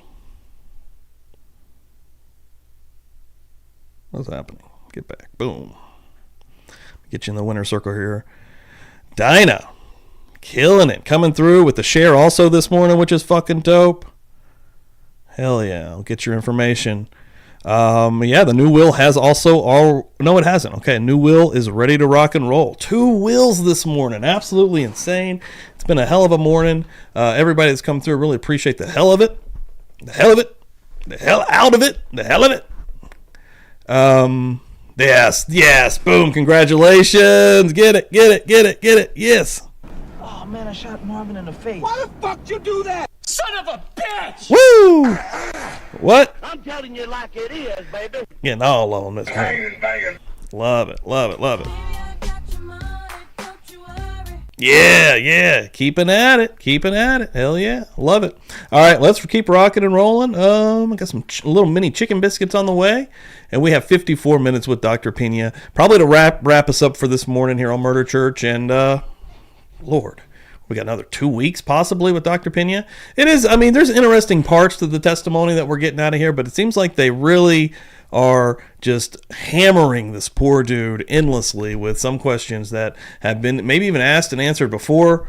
I don't even know. There's times when I have to just zone out. You got Phil Spector looking like an absolute maniac on the side, staring lasers through this dude on the stand. I don't know. We're going to keep rocking and rolling.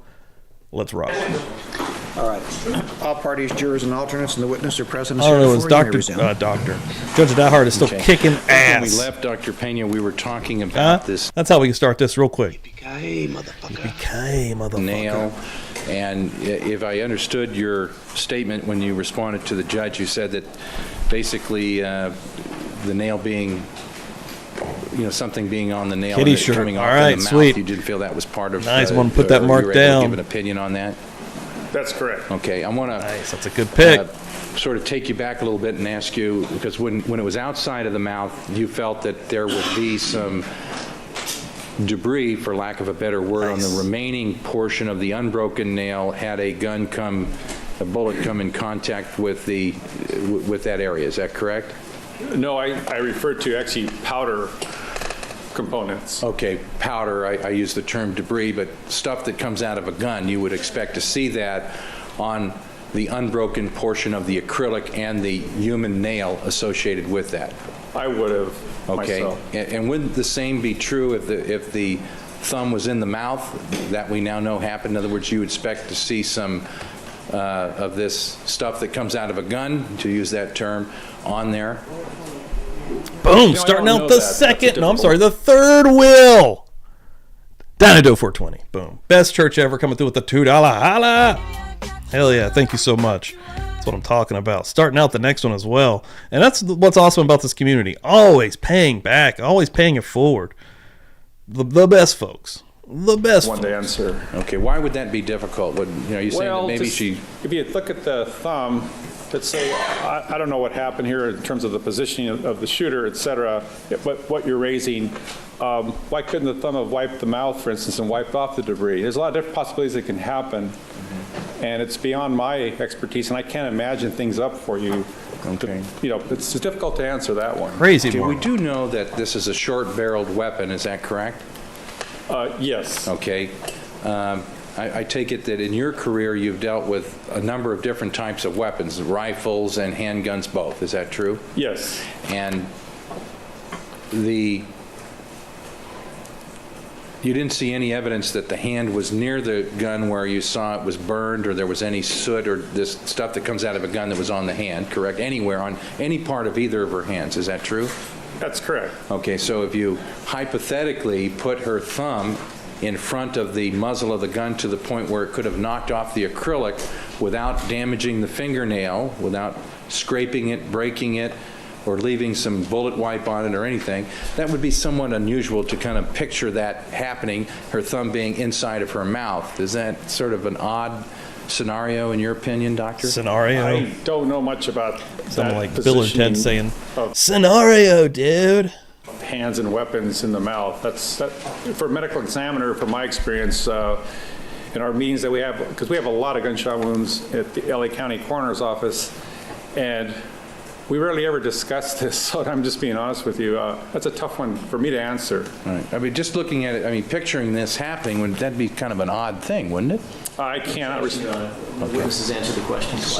Okay. I I'm gonna go check on my chicken biscuits. I'll be right back. A moment or My two, many Dr. chicken boys. Peña. And that is that this fact that you talked about yesterday, that we're dealing with some physical evidence, and that is that you mentioned there was some blood on one of the pockets of Mr. Spector, and you felt that that was important to, help you come to a conclusion in this particular case. Is that true? Yes. And obviously you had to take into consideration some forensic scientific testing that was done. Is that true? Yes. Okay, and basically the testing that was done was some DNA testing and some observations of a criminalist as to where the blood that was sampled was taken from. Is that correct? Yes. Okay, and so do you recall, and in your autopsy report, do you make any mention of that whatsoever, about this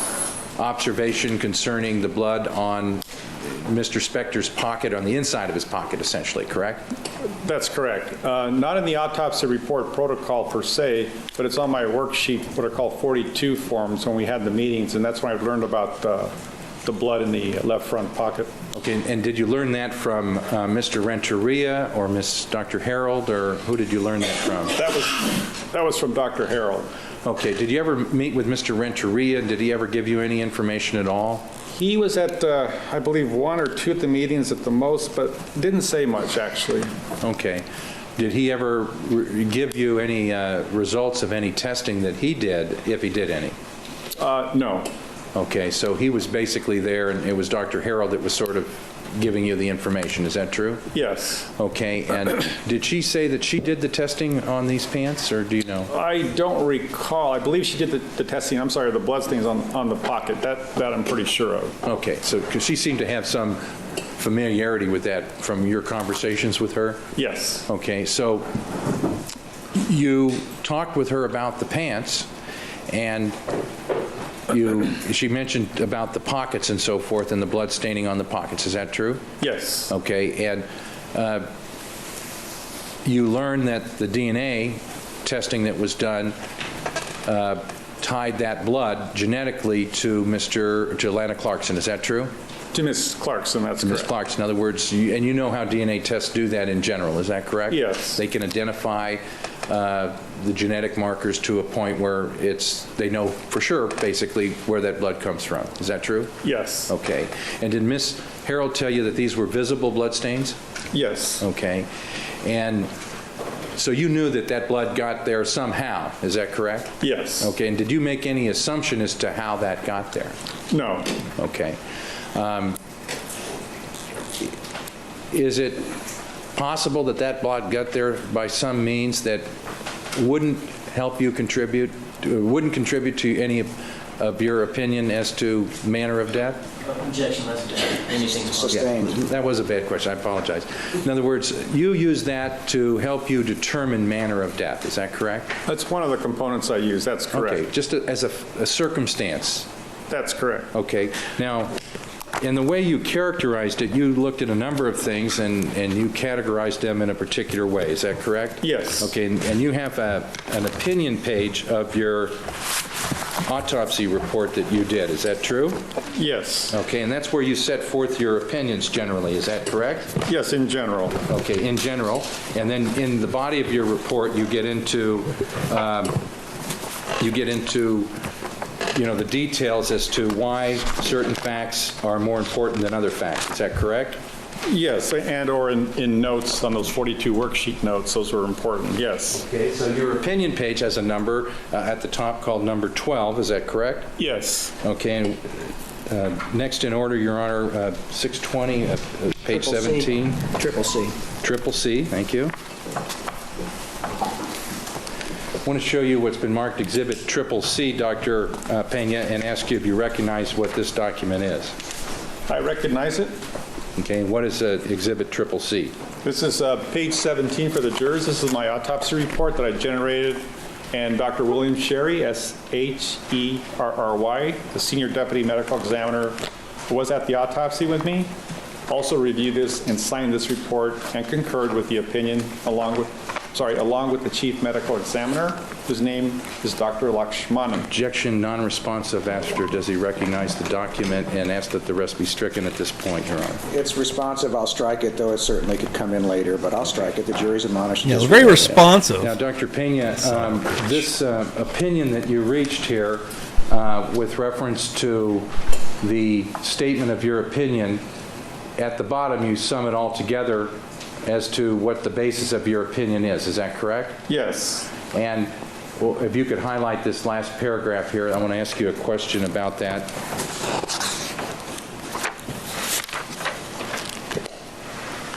Based upon the history, circumstances, law enforcement, police reports, and autopsy, as currently known, the manner of death is homicide.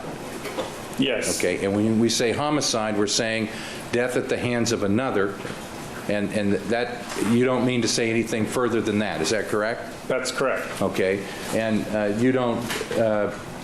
Well, let me ask you this, Doctor. As currently known, what do you mean when you use that language?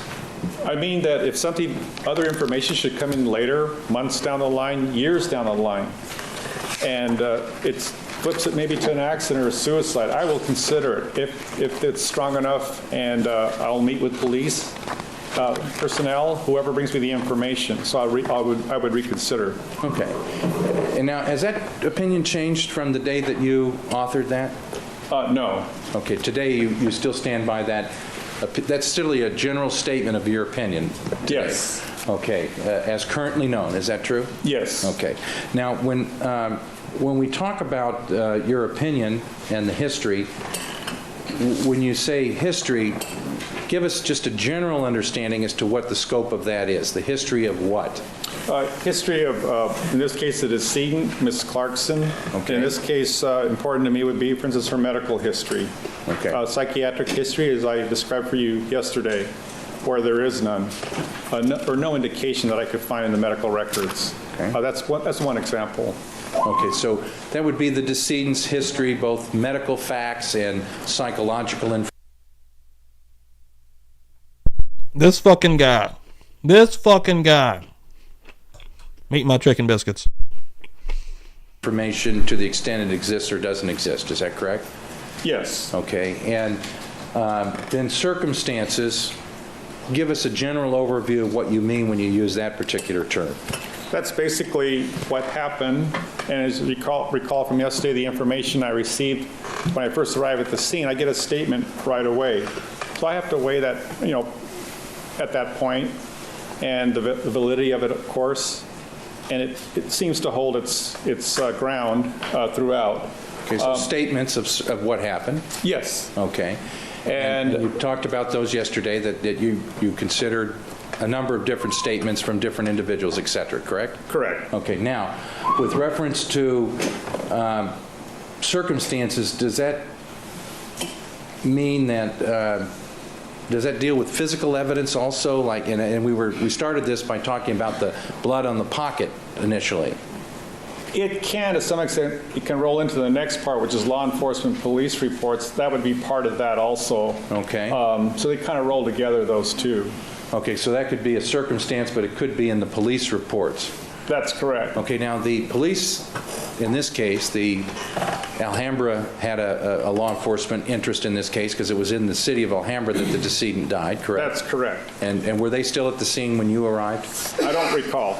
Okay, but in any event, the case or the scene was turned over to the Los Angeles Sheriff's Department, is that correct? Yes. And as part of the Sheriff's Department, they have the crime laboratory that is part of the Sheriff's Department, is that correct? Yes. Okay, so when you say law enforcement police reports, you're talking about law enforcement, including their crime laboratory people, is that correct? Yes. In this case, Ms. Harold, Mr. Renteria, et cetera, is that? That's correct. Okay, so I don't want to put too fine a point on it, but circumstances and law enforcement reports, that's where the blood in the pocket, inside of the pocket, comes into play, somewhere within that. Is that correct? That's correct. And relative to your opinion in this particular case, you had to rely on others to get that information to you. Is that true? Yes. And nobody told you how the blood got there. Is that true? That's correct. All you were told regarding law enforcement reports and circumstances was that the blood was there and that it was genetically compatible and identifiable to Lana Clarkson to the exclusion of anybody else. Correct. Okay. Now, did anybody mention to you that when law enforcement arrived, they saw Mr. Spector putting his hands inside his pockets at that time? Yes. Okay. Now, you learned that when you went to the scene. Is that correct? Actually, I learned that later through the Alhambra police report because that was part of our official file, and I read that carefully, and that's where I learned that he'd put his hands in the pocket. Okay, that a police officer, when they came there, they ordered him to put his hands up. He had his hands like in his pockets, and he put them in his pockets or had them in his pockets? That's correct. Okay, and do you associate that with the blood in the pockets in any way? It may be one factor that could have contributed to that, or it could have been done earlier because there was a big time gap between the shot and by the time police were able to get inside the residence, from what I learned. So I'm not sure if you put, I can't tell you, so maybe the crime lab people can elaborate further on the blood in the pockets, whether it was done, as Mr. Plurd said, at the time of the arrest is made, or maybe prior. It's difficult for me to say. Yeah, I didn't say when it was done. I just said he put his hands in his pockets. Right. Okay, you don't know whether it was done then or at another time. Is that correct? That's correct. Okay, nobody, well, was there any report that told you when it was done? No. Okay, so you had a number of reports. Are they in your file, all these Alhambra police officer reports? I have the Alhambra police reports, which are the in the complete file that everybody has. Okay, but what I want to know is it in your coroner's file? In the complete coroner's file, it is. Okay, and the official coroner, do you have another file that, other than the coroner's file? We only have one file. Okay, and everything you have regarding this case is in the coroner's file, correct? Correct. Okay, so these particular reports we've been talking about is from an Alhambra police officer, is that correct? Yes. Okay, now, was there a report from anybody, or did Ms. Harold ever tell you anything about a cloth that was found at the death scene in the bathroom that had clotted blood on it? Did you ever talk about that? Yes, we did. Okay, and did she tell you that, and did you review any reports regarding that? I did review them. Okay. I reviewed the one report, that's correct. Okay, there was a report. Who reported that? That was Dr. Lynn Harold. Okay, so is that part of your file? Not my file, no, that's their file, that's back at their office for the LA Sheriff. So did you consider and review things that are not in your file that you may have read when you went to the crime laboratory or something along those lines? I'm sorry, repeat that again slowly. I'm sorry. Yeah, it was a poor question. Let me start over. Did you review any reports or either laboratory reports or police reports that did not end up in your file? In other words, that you weren't given to keep as part of your record?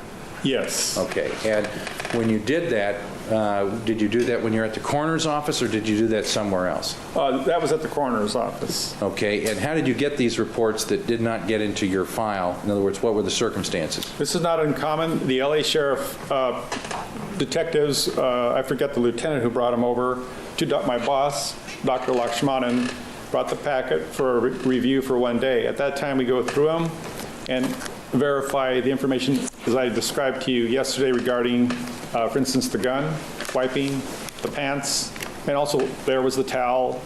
That comes in actually a little later. I'm speaking a little ahead because some information was preliminary at this time.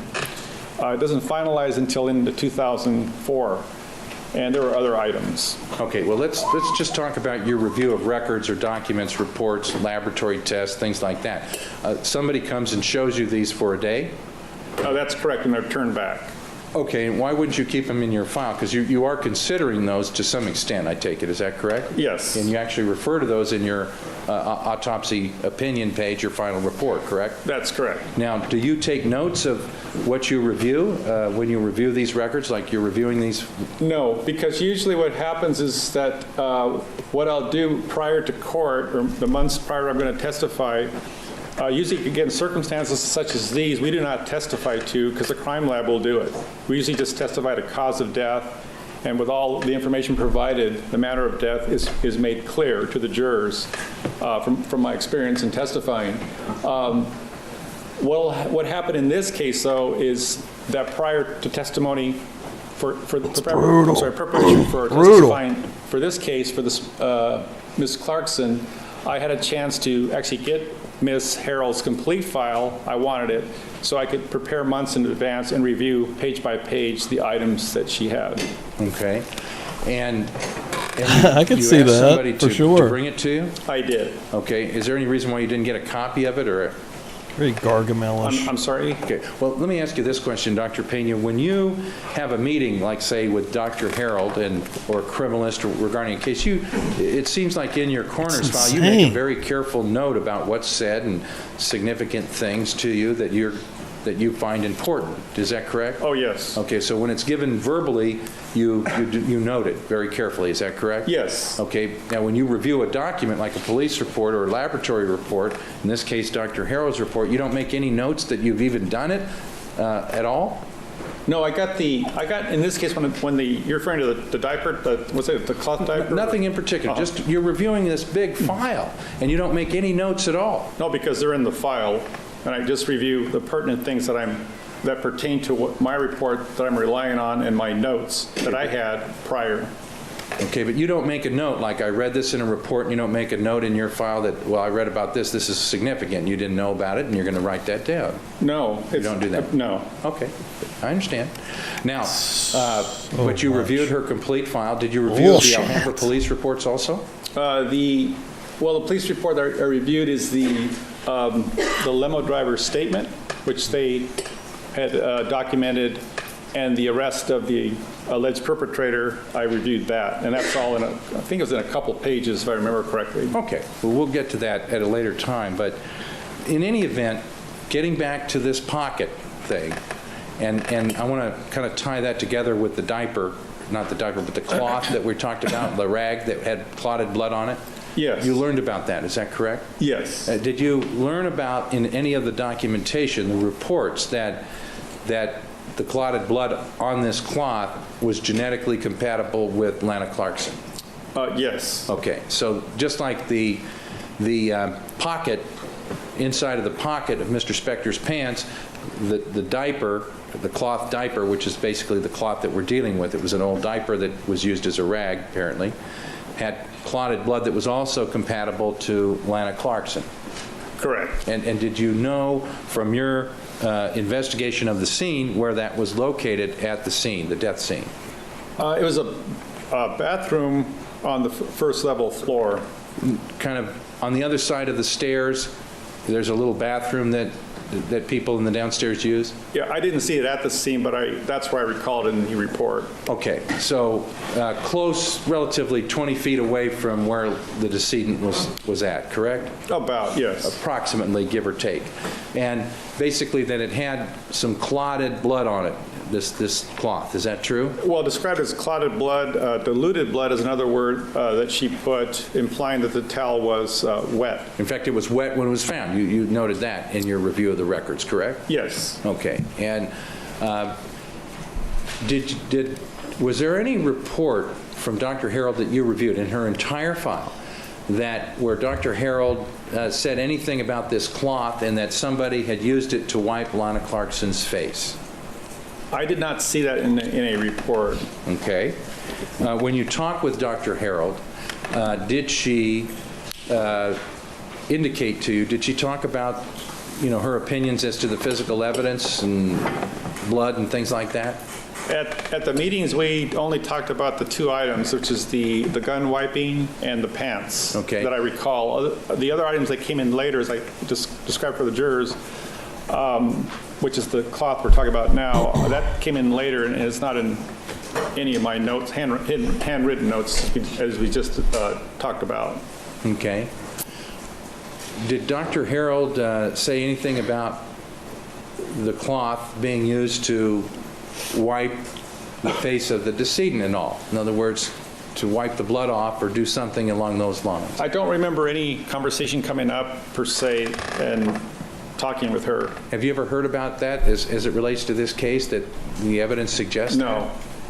Now, clearly, Lana Clarkson didn't wipe her own face because of the nature of her wounds, correct? That's correct. Okay. But nobody said anything about that cloth being used by somebody to wipe her face. Nobody ever told you I that? have not heard at this point. Okay. And I want you to assume that happened, Dr. Peña, for purposes of my next question. Do you understand what a hypothetical question is?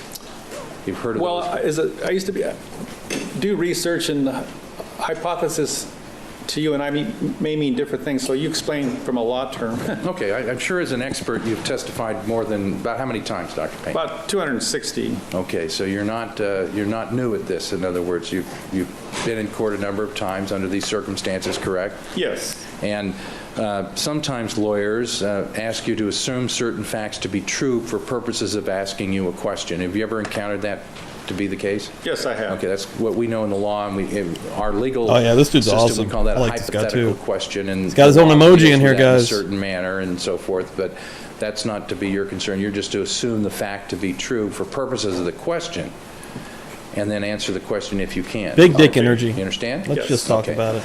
I want you to assume that somebody wiped Lana Clarkson's face, assuming that person very was nice Phil man. Spector, and that later on he put his hands in his pocket. That could be one explanation as to why the blood got in the pocket. Is Demon that from correct? hell Yes. randomly pops on camera. With reference to Hello, kitties! On today's episode of Tales from the Crypt, that's what the vibe I get from that dude. evidence in this particular case, in all these meetings that you had with, these several meetings, I don't know how many exactly you had, but did you ever tell Mr. Jackson or anybody from the prosecution that when blood comes out of a body, particularly in this particular case, that it can only go a certain distance? Did you ever tell them that or say that to them in any way? No. Okay, so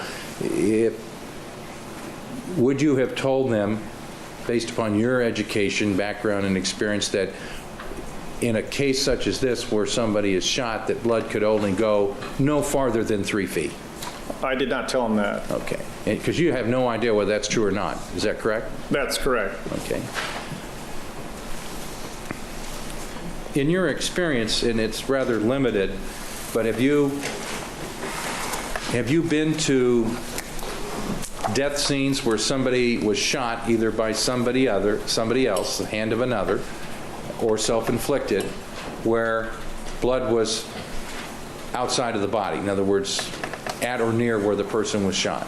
Yes. Okay, have you seen it like if the shooting happened in one location that it ends up on a wall, for example?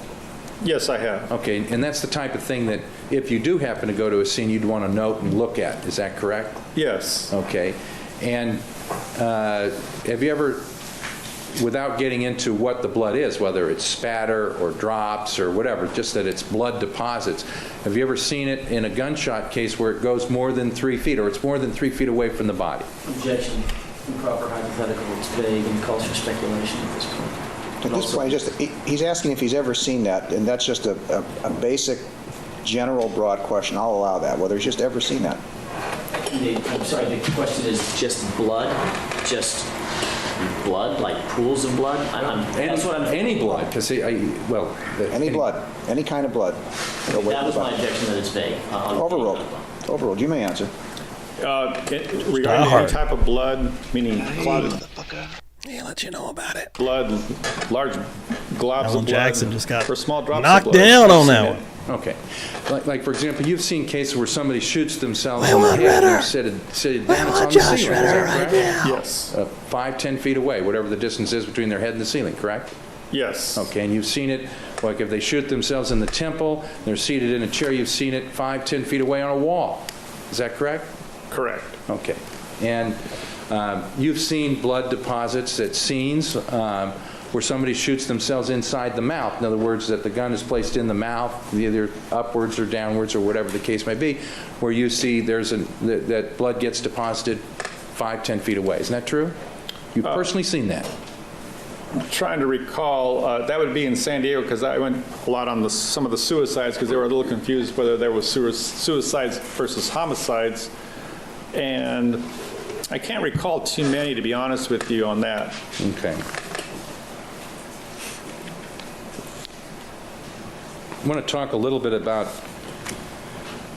one of the things that you mentioned yesterday, Dr. Peña, and that is that you gave an opinion that basically Ms. Clarkson died instantly, essentially. Is that fairly characterize your testimony? Yes. Okay. And based upon your medical training and your knowledge of going to scenes, to the extent you had that experience, do you think that you qualify as like a crime scene reconstruction expert or a death scene reconstruction expert? No. Okay. So did you ever express an opinion in this particular case to anyone that the decedent, Lana Clarkson, was somewhere other than seated in the chair where she was found when the shot was fired? I have not. Okay. Did you ever indicate to anyone that she could have been standing? I was asked that under grand jury oath whether I could exclude standing, and I could not. Okay. So you gave an opinion that that was one of the possibilities. Is that true? Yes.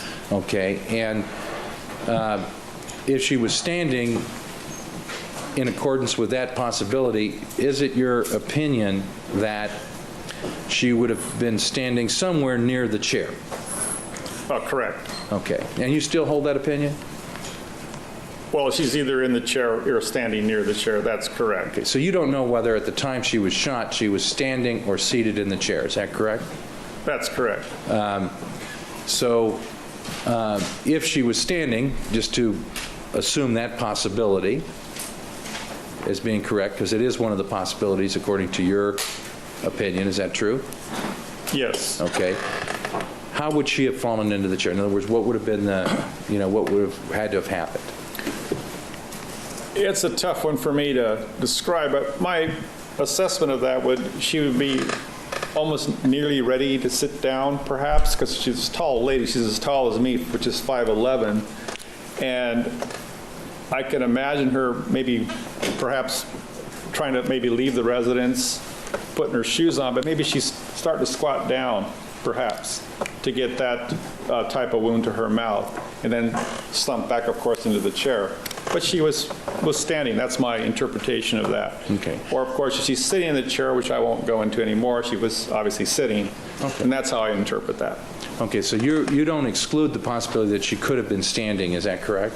That's correct. Okay, and is there any medical evidence that lets you keep that as a conclusion that is possible? In other words, anything that suggests that she was standing? Actually, there is medical evidence from the autopsy that may suggest that actually that she's sitting rather than standing. And if I may, Your Honor, yes, got to tell the jurors this. What I found at the autopsy, I just thought of this, sorry. She's sitting. I get my English a little mixed up. And if she got shot, of course, remember the blood that goes down the throat, et cetera? And remember I talked about... It's like if I hear it, I can't unhear it, but like then I can lose it for a while. But the blood kind of sucking in. does it sound weird in general? Let me fix it. Sorry, guys. Boom, boom, boom, boom, boom, boom. See if that And maybe fixes with it. one breath. Putting that aside, because her lungs were very heavy and filled with blood, because she took in a breath, perhaps. But there's something more important there. There's a gravity effect. The only way that can happen is if someone's sitting, just as I'm sitting in this chair right now, if I'm shot here, of course, the blood, by gravity alone, would go down the windpipe, and you wouldn't need much, even a breath, and it'd go right into the lungs, and there you go. That would explain that. This is interesting. And that would let you know that she was actually sitting. Now, if she's standing and was shot, let's say shot herself, she wouldn't have that gravity because she would have gone forward and down or on her side. Because we have videos we've seen from the LA County coroners which actually show people committing suicide standing. I know it's morbid, but it happens. And they roll and they're on their side. But the gravity is lost, and you don't see the blotchy, heavy lungs because there's no gravity effect. Hope that's clear. So in other words, again, once sitting, That's very interesting. your postural position, blood flow downward, could definitely explain that and perhaps answer the question that she is sitting at the time she's shot. Okay. In her lungs? Yes. Okay, so she had to aspirate that into her lungs. That was one of the medical findings that you had, is that correct? That's correct. And Dr. Peña, that suggests to you that she was seated at the time that the shot was fired. Isn't that true? Yes. Okay, and do people who shoot themselves, are they ever seated when they do that? Yes. Okay. In fact, that's not an uncommon position. Is that correct? That's correct. Okay. And in fact, it's kind of rare that they're standing up trying to shoot themselves. Isn't that true? Yes. Okay. Now, Dr. Peña, when it comes to her body and her physicality, you actually note that in the autopsy too. Isn't that correct? I'm sorry, her height and weight and stuff like that. Yes. Okay, so she was almost 6 feet tall, correct? That's correct. And you described her as being about 160 pounds, somewhere in that range? Yes. Okay, and in good physical condition, is that correct? Yes. Okay, and essentially, you looked at her medical records, and was there anything in her medical records that indicated to you that she wasn't in good physical condition as of the date of her death? No. Okay. Now, with reference to, you just mentioned something about her shoes, putting on her shoes. Did you ever talk with Mr. Jackson or anybody from the DA's office about her shoes? No. Okay. Did they ever talk to you about whether or not there was a fingerprint found on the bottom of one of her shoes that they were trying to identify, anything such as that in these meetings? Not to me, no. Okay. But did they talk to you without talking about the fingerprint that they were trying to identify? Did they ever talk to you about whether or not she could have been putting on her shoes when she was shot or anything like that to explain the latent print that was on the bottom of her shoe? No one brought that up that I can remember. Okay. Did they bring up anything about putting on her shoe at all, and just in general, without telling you why they were asking you that? No. Okay. Now, the testimony that you gave regarding how long a person could live once they suffered a wound such as Ms. Clarkson suffered, you gave a pretty definite opinion that it was instantaneous, except for one breath, basically. Is that correct? Yes. Now, at the grand jury, were you asked that very question? Yes. And did you say that more than one breath could have been taken by Ms. Clarkson when you testified at the grand jury? Yes. Okay, so your testimony has changed in that regard. Is that correct? Well, one or two breaths, it's always a plus or minus, so it's... Okay. Plus or minus, now it was 2, now it's 1. Could it have been 3, plus or minus 1? No. Okay, and Jesus Christ, dude. That's what are the, what's the evidence in the literature or the information that you have that tells you that that's the case? It's just it's spinal shock, and it's neuropathology, basically, where that area, you're going to lose your respiration immediately. There might be some residual impulses going down to what's called the diaphragm muscle, and that there may be a few. You can take a deep breath right now on your own. You can do it. You can feel the muscle. That muscle pulling up your lungs is your diaphragm muscle. You exhale, it'll flatten out again. It's not that she's going to be able to do this. What'll happen is some of those impulses may expand the lungs themselves from that diaphragm a little bit. Whether your eye or my eye can see it, if we actually were to see her shot, I don't believe. I asked the neuropathologist this, whether we could see it. He goes, I don't know. And I don't know if there's any literature, because it's hard to study that. Okay. Obviously, people don't volunteer to be shot to explain, but they actually have studied that, haven't they?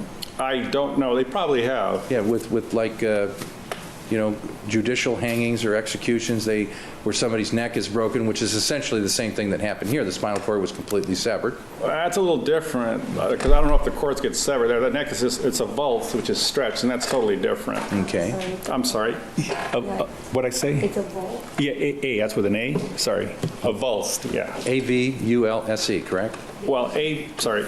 I'll do it for That is a little bit different. A-V-U-L-S-E-D. Okay. And You tell him. But do you know what the literature is on that subject as to how long the heart goes or anything such as that? Now, on judicial hangings or on... No, just on any of that area of research at all, if there is any. I don't know. Okay, so the opinions that you're giving regarding that, what do you base that opinion upon? That the heart didn't go for very long or anything such as that? I depend that opinion on our neuropathologist. We have two. One's been in practice as a neurologist before he became a neuropathologist, understands the clinical aspects of all the neurology, all the nervous system of our body. Almost, I want to say 50 years. The other gentleman about 30 years. So you have a combined 80 years experience, and they gave me their verbal opinion, which is, again, not uncommon for our office because we have a lot of work, and they have the knowledge on this, and they gave me those numbers, and that's where I came up with it. Okay, and so to the extent you're giving an opinion to this jury, you're basically relating information that was told to you by another expert, basically, and you don't have any independent opinion as to that, correct? That's correct. Okay, so with reference to how long the heart goes and this, all of this testimony concerning that, basically you're relying on those other neuropathology opinions, correct? Yes. Okay, and you don't know what the basis of those opinions are, what foundation they are, other than you have confidence in the people, it sounds like, that you talk to. Oh, absolutely. Okay. Now, I'm going to get another document. It has to be marked next in order. 648? That would be triple D. D? D. Thank you. Triple D coming right after triple C. Son, what we doing? Where we at? Give me triple D on triple D. Doctor, we talked a little bit about the bruising and so forth on some other extremities, and I've got another exhibit here, triple D. Triple D. And this Where has a we at, number son? 20 on it. You It know is my part name. of your Triple D. report. Is Where that we at, correct? son? Yes. And it's a diagram, a general diagram, and again, this is just a generic diagram. It isn't meant to be a scale, is it? Scale diagram? That's correct. And it basically is to kind of to help you note certain features concerning an autopsy. Is that true? Yes. And One of the things you note here is that even though it's not shown in the diagram, you see the hair. You note that Morning, that Caleb. Ms. Clarkson had What's hair, up? 7 to 8.5 inches long. Is that correct? Yes, on average. Okay, and essentially that's just a feature that you note because you look at everything and you want I to think consider so. anything and Dixie. everything. Is that It's just correct? going Yes. crazy. And did you, you Jesus noted that there was Christ. some blood in the hair, is that correct? Yes. And was there any hair that was like pulled out as if she was in a struggle or anything such as that? No. Okay, so that's something you would look for, obviously, correct? Yes. And you would look for hair at the scene too, or at least see if that would be found, correct? That's correct. Okay. Now, with reference to the body at the lower portion of this particular diagram, if we could go through the knees down on the left-hand side, this would be the front view. And you noted these bruises here, one of them being a yellow bruise, is that correct? Yes. And then a number of other bruises on the inside, kind of towards the inside of her leg, is that true? Yes. Now, the yellow bruise, you put them in two categories, old, meaning yellow, and then everything else, correct? Yes. Okay. Now, this top bruise here, this yellow one, do you know when that was made? No. Could it have been made within 10 minutes of Miss Clarkson's death? No. Why is that? There's a healing time frame, and I've actually cut these in under the microscope to look myself. But those older bruises, as you're seeing on the right knee, that's shaded in there by myself when I did the autopsy,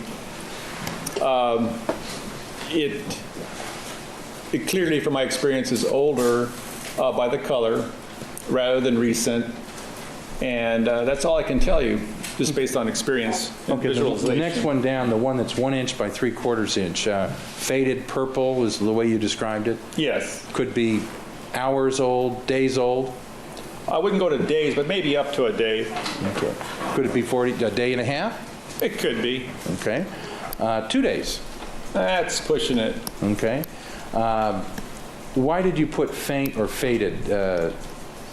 This is just a description. It's just lighter purple. That's what I'm referring to, not your nice classic dark purple that I would Okay. like to see, I'm sorry, not like, but used to seeing. Did you see any abrasion associated with the bruise? No. Okay, now, sometimes if your skin gets abraded, a bruise can develop under the abrasion, is that correct?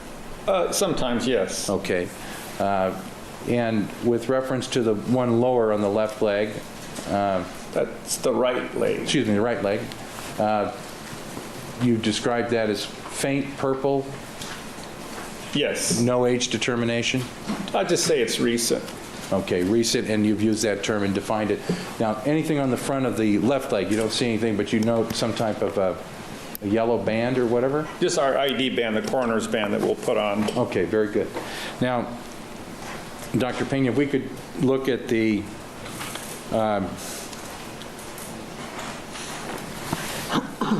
next exhibit in order, EEE, I would like to have marked, which would be 650.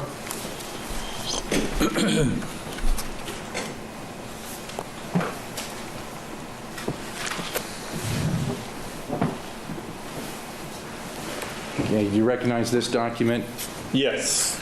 And this is another document relating to Lana Clarkson, is that correct? Yes. And looking at the left leg now, if we could focus in on that, the lower extremity left leg, this is something you would do at the autopsy, is that true? Yes. Okay. And there were, it looks like 1, 2, 3, 4, 5 bruises on that particular leg, is that true? Actually, there are 3. And Mr. Blair, just to correct you, on the left knee, those are small, faded, yellow skin lesions. Oh, okay. Lesions, I'm sorry. What that means is, I don't know what they are, so I'm using a polite term. They're not abraded, they're not bruised. Okay. And, okay, so those are, we don't know what they are, basically. That's I correct. take it they had no significance to you in this autopsy. Correct. Okay.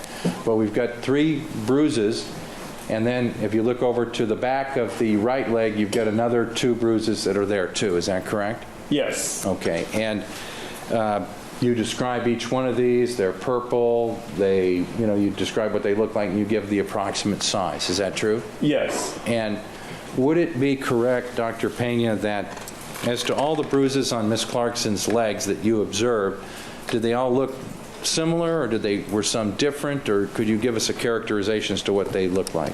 They look similar. Okay, and you noted that she was wearing some pantyhose at the time of the autopsy, is that correct? Yes. And did you note that there were any tears in them or runs or anything that suggested that somebody had hit her or she hit something when she was wearing them? No. Okay, so that's something you would like to know, because you would try to correlate if there were like let's say somebody took a hammer and hit somebody to bruise them, you might see, especially with pantyhose, because those are kind of sheer, you might see some damage to those pantyhose that would be basically in the same area where the bruise might be, correct? Yes. Okay, so how did you make that determination? In other words, did you look at that garment? Because you looked at it and you saw blood specks on it, is that true? Oh, Yes. getting And so tired. you must have looked Little at baby it Phil getting tired. as close as you could, because the blood specks Getting are kind of hard to yawns. see, aren't they? Yes. And in this particular garment, the blood specks are hard to see because the garment is also black, so you've got to really get up there and look at it closely. Is that true? Yes. Did you look at it with the aid of some type of light so that you could see clearly these Yes. blood specks? Yes, I did. Okay. And the reason you needed the light is because you wanted to make sure that it was illuminated as best you could so that you could see these blood specks, which were very hard to see on these black nylon pantyhose. Is that true? Yes. Okay. And the other thing you were looking for, in addition to blood on these pantyhose, was you were looking for tears, rips, things like that would be suggestive to you that Miss Clarkson was involved in a struggle one way or the other. Is that correct? Perhaps, yes. Okay, and pantyhose, being what they are, they're not the strongest material. They tear even in normal circumstances. Is that true? Yes. The lady bumps her leg on the coffee table, and sometimes the pantyhose get torn, and she might get a bruise, for example. Is that correct? Yes. And so you were looking for damage to these pantyhose to see if it correlated to any of the injuries on her legs that you could associate with the cause or manner of death of Miss Clarkson. Isn't that true? Yes. And you didn't see any damage to the pantyhose whatsoever, did you? No. Now, you believe that you're a very fair, unbiased, objective expert. Is that true? Yes. Okay. And where in your report do you note that you didn't see any damage to these pantyhose? Because you described them in your report, correct? That's correct. And you noted that she was wearing them. Is that correct? Correct. Anywhere in your report did you note that you even looked at them with this light? Not with in the lighted room. That's what I refer to. It ain't not anything special, but a lighted room. Better than these lights because the lights are lower. That's all I can tell you. You note in your report that she was wearing these pantyhose. Is that correct? Correct. Okay. Do you note their condition, whether they had a rip and a tear in them or not? In other words, did you say one way or the other? I don't recall. Okay. Well, you have your report right there. Why don't you take a look at it? Your Honor, may I have a Yes. minute? Thanks.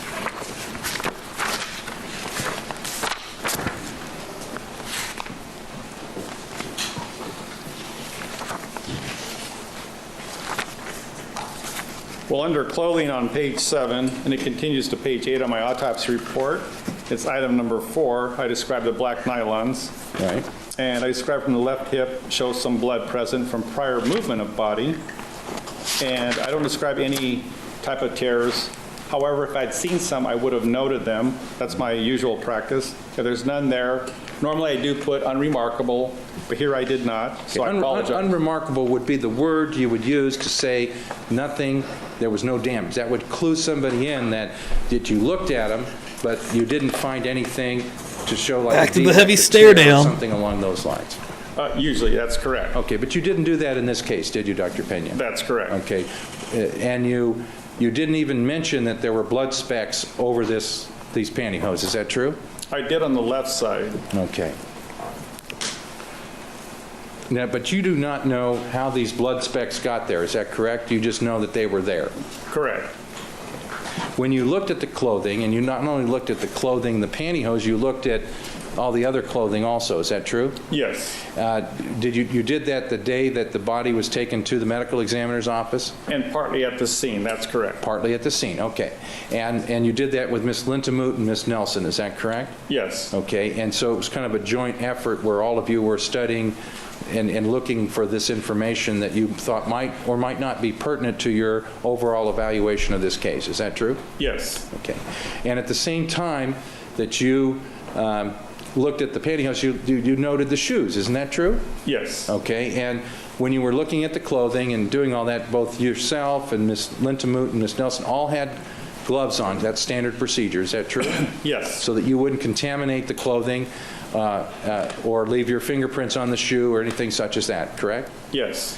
And is it common practice at the medical examiner's office to take the fingerprints of a decedent for identification and other purposes? Yes. And was that done at this time that you were processing the body and getting it ready for autopsy? Yes. And who does that? Who takes care of that? That would be our transport personnel that would have done that. And there's a standard way they do that to assure that they get good, careful fingerprints from the decedent. Is that true? Yes. Because once the decedent is buried, you can't do it again. Is that also true? Yes. So they are trained to get the fingerprints because they need it for positive identification as well as other purposes. Is that true? Yes. Okay. Now, Be a good time to take our break. I take it you have a ways to go? I do. Thank you, Your Honor. All right, thank you. Ladies and gentlemen, keeping in mind the admonition, we'll see you at 9:30 tomorrow morning. The witness is instructed to return. Thank you. The court's going to be asked to rule because the people are going to object to that. 4 minutes of them They're arguing gonna here for a object. moment. They have objected to those coming in before. Keep trucking with Dr. There's an issue Peña. now because of the Into expert Tuesday reviewing night and at 8 considering p.m. all Eastern that time, information. folks. So we need to know what it is, and we need to have a hearing regarding that. And we would like to get all the reports that are in the coroner's file that are there, so we can kind of inventory them, so we know what we're talking about. Fair enough. People? You've got all the reports. Well, we have them, but we don't know which ones he reviewed. So ask him. Probably, if you want to take some time, perhaps before we start tomorrow, I'm sure he'll be here a few minutes early. You can ask him. Yeah, all right. That's the easiest way. I'm sure he'll talk to you. Yeah, well, no, but we really subpoenaed that file. We didn't get those, and we were really troubled by that because that means they weren't in the file. And well, this is what happened, Your Honor, just to kind of lay this out to some Jackson's extent. frazzled is that now. When I came on the case, and I was on the case for a while, and then I didn't do some work, but when I first came on the case, I looked at all the coroner's file, and I've got a lot of experience in looking at these files and stuff over the years, and I said, look, we're missing some stuff here. This is not the complete file. The former lawyer said, oh, no, we subpoenaed him. This is the complete file. So I said, no, we're going to go to the, I called up Dr. Lakshmanan, who I knew from some forensic meetings and so forth, and I said, look, I want to look at this file. He said, no problem. Come on in. Take a look. And so Ms. Berenger and I went there, and this is about a Could year. you slow down?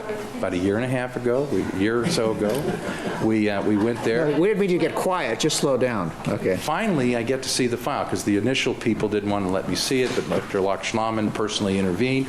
And there are a number of things that we never got. That we went through every page of that file, the Post-it notes, the portions of the file that weren't turned over pursuant to other subpoenas, and we resubpoenaed it, and we weren't allowed to get copies at that time. They said that the appropriate procedure would be to issue a subpoena and get the file by that way. In other words, they wouldn't just willy-nilly give us copies, which was fine. We were allowed to review it and take notes, but not copy. So we took a note of all the records we didn't have, and we subpoenaed it, and we specifically mentioned those records. And we got the complete file, and these reports weren't in there. I mean, we went through it page by page. So anyway, now maybe they were on somebody's desk or something, and that really doesn't matter. But we need to get that because we think it's important. Okay?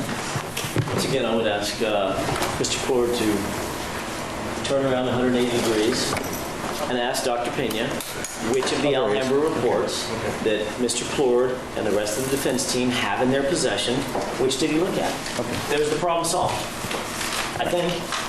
Well, yes. I mean, there's still some concern, but it's not directly before the court as to why subpoenaed items weren't turned over in its entirety. But that's an issue that seems to have gone away. Well, it's one that's not ripe, and we're not going to follow up on it for any reason. We've also asked, as part of discovery, to get copies of all materials reviewed, anything sent to Dr. Peña that by the district attorney's office. We haven't quite gotten there yet, but just saying that it's in the scope of our discovery sort of makes us have to look through it. But Dr. Peña was very candid. He said I looked at Dr. Harold's file, for example, and he explained that and so forth. But there's a lot of stuff that they sent him apparently recently that we didn't know what they sent him and so forth. So we'll get to that. But we'll talk with Dr. Peña and we'll take it up tomorrow. Okay. Thank you, Aaron. Okay, is there any? Yes. No? Not by us. We need to get the fuck out of here. I would like to see Mr. Rosen and Mr. Dixon informally in chambers for a moment, if you would. Okay, thank you. Rosen's in trouble. Rosen's in trouble. All right. We're going into part 9 of 16. Tuesday night, an hour and a half. That will probably be all of Tuesday night, actually, unless part 10 is somehow 30 minutes. I like to do about 2 hours, and I don't want to go to... Well, we'll see. We'll see how it plays out. If there's another hour, we might go into 10:30. We'll see what the vibe is feeling like on Tuesday night. How about we do that? Everyone that come and hung out this morning, holy crap, it's been an incredible morning. Thank you so much. We got 2 spins of the wheel. Multiple merch items got out today. Like I said earlier, we're going to have 4 new shirts from past winners. They're going to be going out this week. Ordered early this week, going out this week, I would assume. Thank you guys so much. Wow. Incredible morning. Murder Church continues to grow. Lots of new names in the chat. I love it. I love to see it. And yes, Dr. Peña is our buddy. He's our friend. Yeah, my eye is still not fully healed yet. Or healed? I don't know what the hell's... It's just been red for 2 weeks like that. It's like... But I did read it like a busted blood vessel or a whatever. I can't remember the medical term for it. But whatever it is. It could take like 2 weeks, and that'll be basically today or tomorrow. So, I don't know. Maybe I should go see an eye doctor and see if I can see what's going on here. I don't know. I did a week's worth of the antibiotic drops also. But yes, Leslie coming in here. Loved it. What an awesome morning, everybody. Yeah, everyone have a great Sunday. Have a great rest of your day, great rest of today, and we'll go into this week and kick its freaking ass. I'll see everybody in the chat. I'm sure Jay will be hanging and banging at some point. Yes, love all you guys. All right, guys, everyone get the hell out of here. Have a great day, and yeah, let's do it. This first